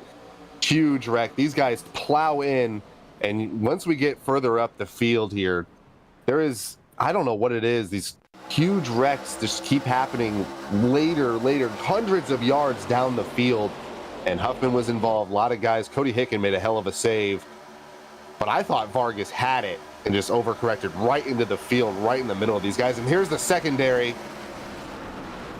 Oh, Yeah, Landon and Raw Gator made huge, crazy contact. Dale Reynolds plowed into both wrecks somehow. And then he almost goes upside down in the grass. A lot Hits of another invisible wall. There are a plethora of meatballs on my standings board. Cosman, Landon, Frozen Toes, Gabe Wood, Sean Butler, Dale Reynolds, David Shieldhouse, and Raw Gator. All meatballs right now. I think they're done. This is with Dale. Oh, we almost had it missed. And then right here. Oh, there's that. Oh, my goodness. Now, ride on board with Sean. And watch how he does this. Dukes of Hazzard. Here's the replay off turn 2.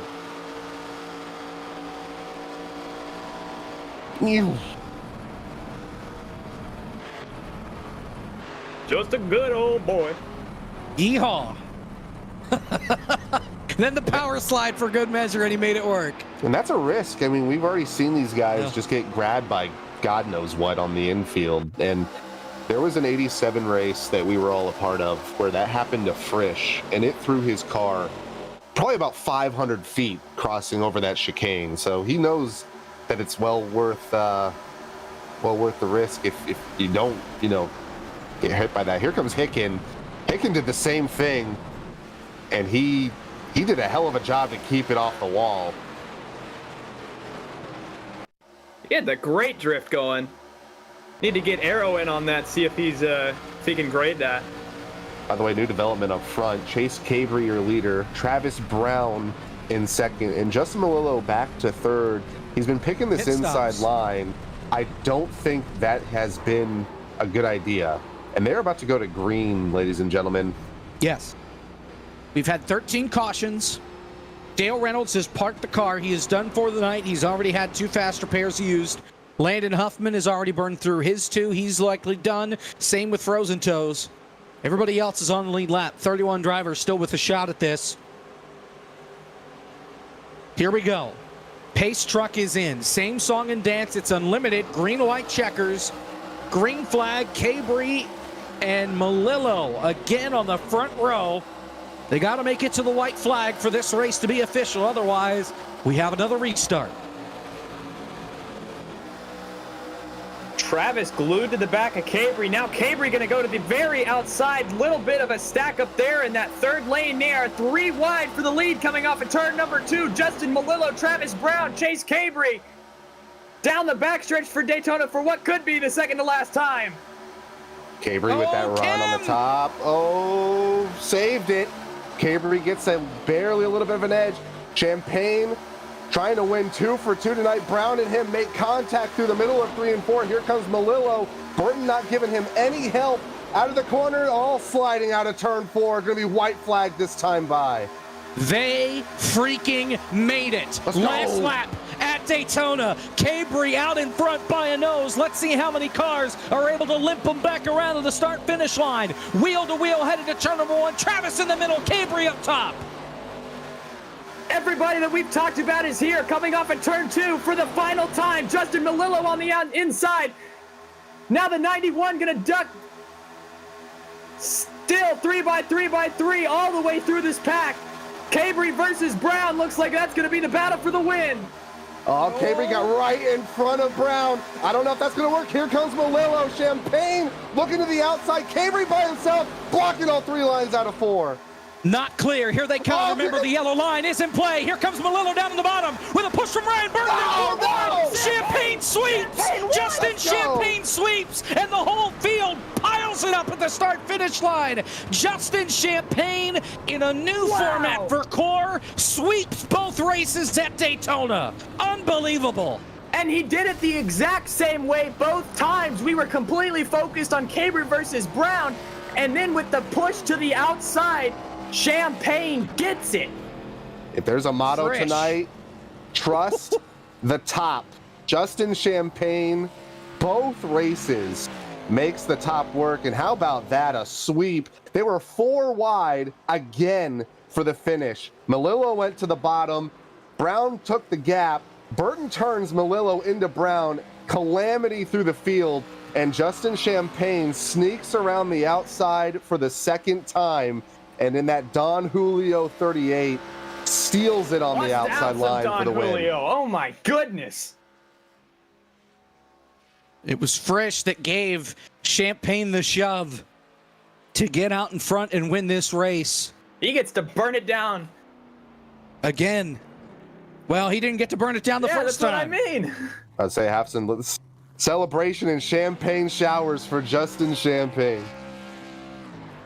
Never won a Core race before tonight. Now he has 2 career wins. He never had the opportunity to go to victory lane. He came close a couple times over these last 2 years. New number this year. Swapped from 23 to 38, and he takes the 38 straight to victory lane. Chase Cabri in 2nd, Michael Frisch in 3rd, and Ian Plash from 22nd to 4th in a handful of laps, finishes in 4th. What a finish. This league is something else. Paging Michael P. Frisch to the booth, please. Michael P. Frisch. I don't know why you left the Discord already. Anyway. Oh my gosh. Somebody doing a wheelie down there. I think that was Schildhaus. Once again, another angle of the replay here of the finish. And we knew it was going to be calamity here too. I mean, you just see it. You see Fly Guy go around back there. Everybody. Travis as well. Oh my gosh. Harry in the catch fence. I thought Travis or Justin had it, and man.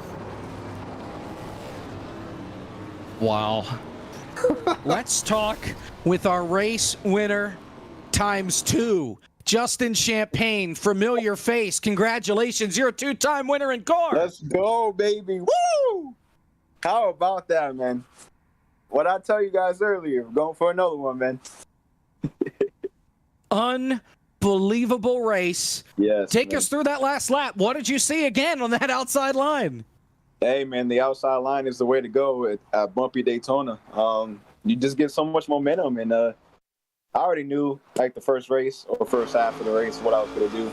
Always pick that outside, make it 3 wide, and thank you for Frisch for giving me that push, and I can't believe it, man. We swept the night. Let's go. How do you take this into Homestead next week? Obviously a different race, different racetrack next week, but still you're racing the same guys.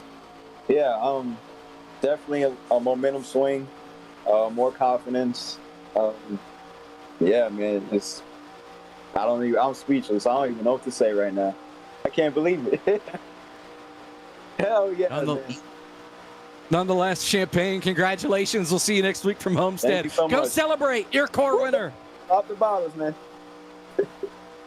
3 years for Justin Champagne, and he finally gets it to victory lane and has 2 wins to start out the season. We'll talk now, but where the hell did he go? I just saw Chase Cabry. Oh, he left. And he left. Oh, I guess he had to go take another shower. All right, well, here's Frisch. Somebody talk with him. Yeah, I got you. The defending core champion, Michael P. Frisch. Talk us through that last lap. You found yourself the 3rd car back on the high lane, and how did you end up giving the race-winning shove to Justin Champagne? Honestly, just being there at the right place at the right time when all those cautions came out. I had to avoid a couple of big wrecks, not get myself any damage any more than I had. I had about a minute there, but the car was still good, and we gave Justin, we laid on him the whole entire final run there when we got the white flag, and I knew at that point he wasn't going to clear him, and at this point we were just going to sacrifice a good finish and try to get Champagne the win again, let him sweep here, because honestly, sweeping one of these twin races is a really good feeling, and doing it season opener is really good, so good on him. And now, with a 3rd place finish tonight, you have a good bit of momentum, obviously, coming off the championship, 3rd here tonight. I mean, how do you feel going into Homestead next week? Home track. That's my place. I love ripping that place. Actually, 87's go there this week, so I've actually been doing some testing there. And honestly, Homestead with the ARCA car is always a fun combo. The line moves around pretty much. You can run the bottom of the seam or middle of the track. I don't think anybody would be ripping the top. No dynamic track yet. Well, yeah. But no, with the ARCA car, tires are gonna wear. You see people getting loose and driving the car. It'll be fun. Well, absolutely. Thank you for your time. Congratulations on a podium finish here tonight. And hopefully we'll see you next week at Homestead. Thank you, guys. All right, that's Frisch. Now let's talk with Ian Plash, 4th place finisher tonight since Chase Cabry went a little MIA. So with Kevin. Ian, you have you've become a little celebrity here on the FTF page. You know, you got a following in the Twitch chat. You're a prevalent character in the community. You finished 4th tonight, and I watched you run that top the entire night. Talk about your race, because you were committed to that the entire night, and it worked for you pretty much the entire evening.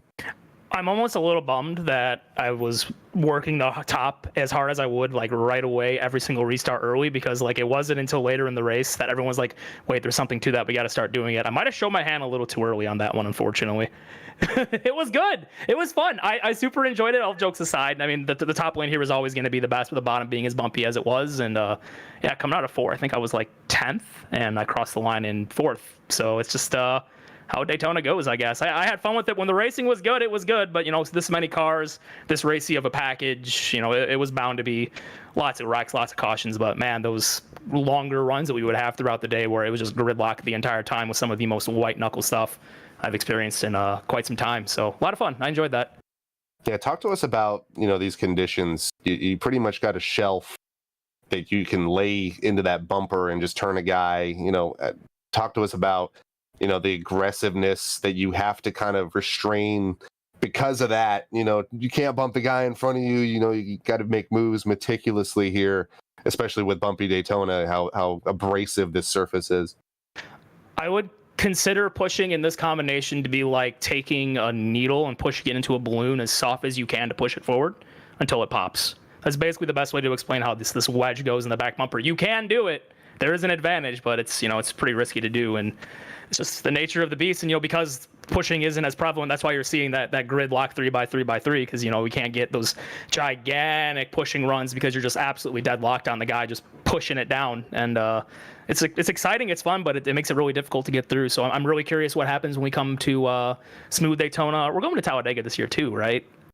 Yes. But Yeah, we're coming to Daytona again in 2 weeks, the smooth one, and then Talladega next year. Yeah, I'm expecting 4x4 at Talladega then, if this is the same thing we got going on. This is going to be good. It'll be a fun time. When we go to a little bit different track, same state, but we go to Homestead. You did pretty well at the intermediates last season. You think you'll be able to get us another top 5 at Homestead? I actually think I'm going to go for the win next week. I did really good at the test race. I had a really good dogfight with Cozy, and I know Cozy's a pretty sharp hammer, sharp tool out there. He's quick. Same with the usual suspects up front. And if I can get up there and at least be up there in the top 5, there is a shot.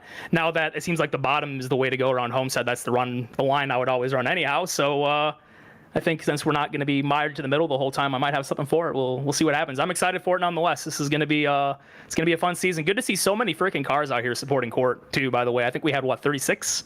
35. So it's not bad. That's not bad. That's really good to see. Absolutely. Well, we'll see you tomorrow night, hopefully in LTF. I look forward to racing with you tomorrow, and I will look forward to seeing you racing here at the Core next week, Ian. Good talking to you. Yeah, catch you there. Take care, everyone. Well, let's run through our results very, very quickly because we want to get out of here. We've been here 3 hours and 15 minutes and more than that. Champagne, your winner of both races tonight. Cabry finishes second. Michael P. Frisch, 30, and Plash fourth, going fifth. Travis Brown, 6th. Ryan Burton, 7th. Justin Melillo, 8th. David Cornelius, 9th. David Shudhouse, 10th. We'll look back on 11th. Wes Graham and Dylan Kem round out your top 12. Joey Stone comes home 13th. Case Collenbeck, 14th. Cosmin Ionescu in 17th, excuse me. Fly Guy in 18th. My pick to win, unfortunately, didn't get that. Blake McCandless, Cisco Scaramuza, and Arrow round out. And then Kyle Cuthbertson, 22nd. Cody Hick in 23rd. And Ryan Vargas in 24th. Lul in 25th. Sean M. Butler from the pole to 26th. Braden Laster, 27th. Rusty Walrus, 28th. Gabe Wood, 29th. Jordan Worth, last car on the lead lap in 30th. Raw Gator, 1 lap down, 31st. Landon Huffman and the Imitator Machine, 32nd. Frozen Toes, 33rd. Dale Reynolds, 34th. And our caboose for the evening, Corey Vernick, 35th. Long race tonight, boys. Let's get out of here. Yeah, that's it. Here from Daytona. A long night. A less long night next week when we go to Homestead.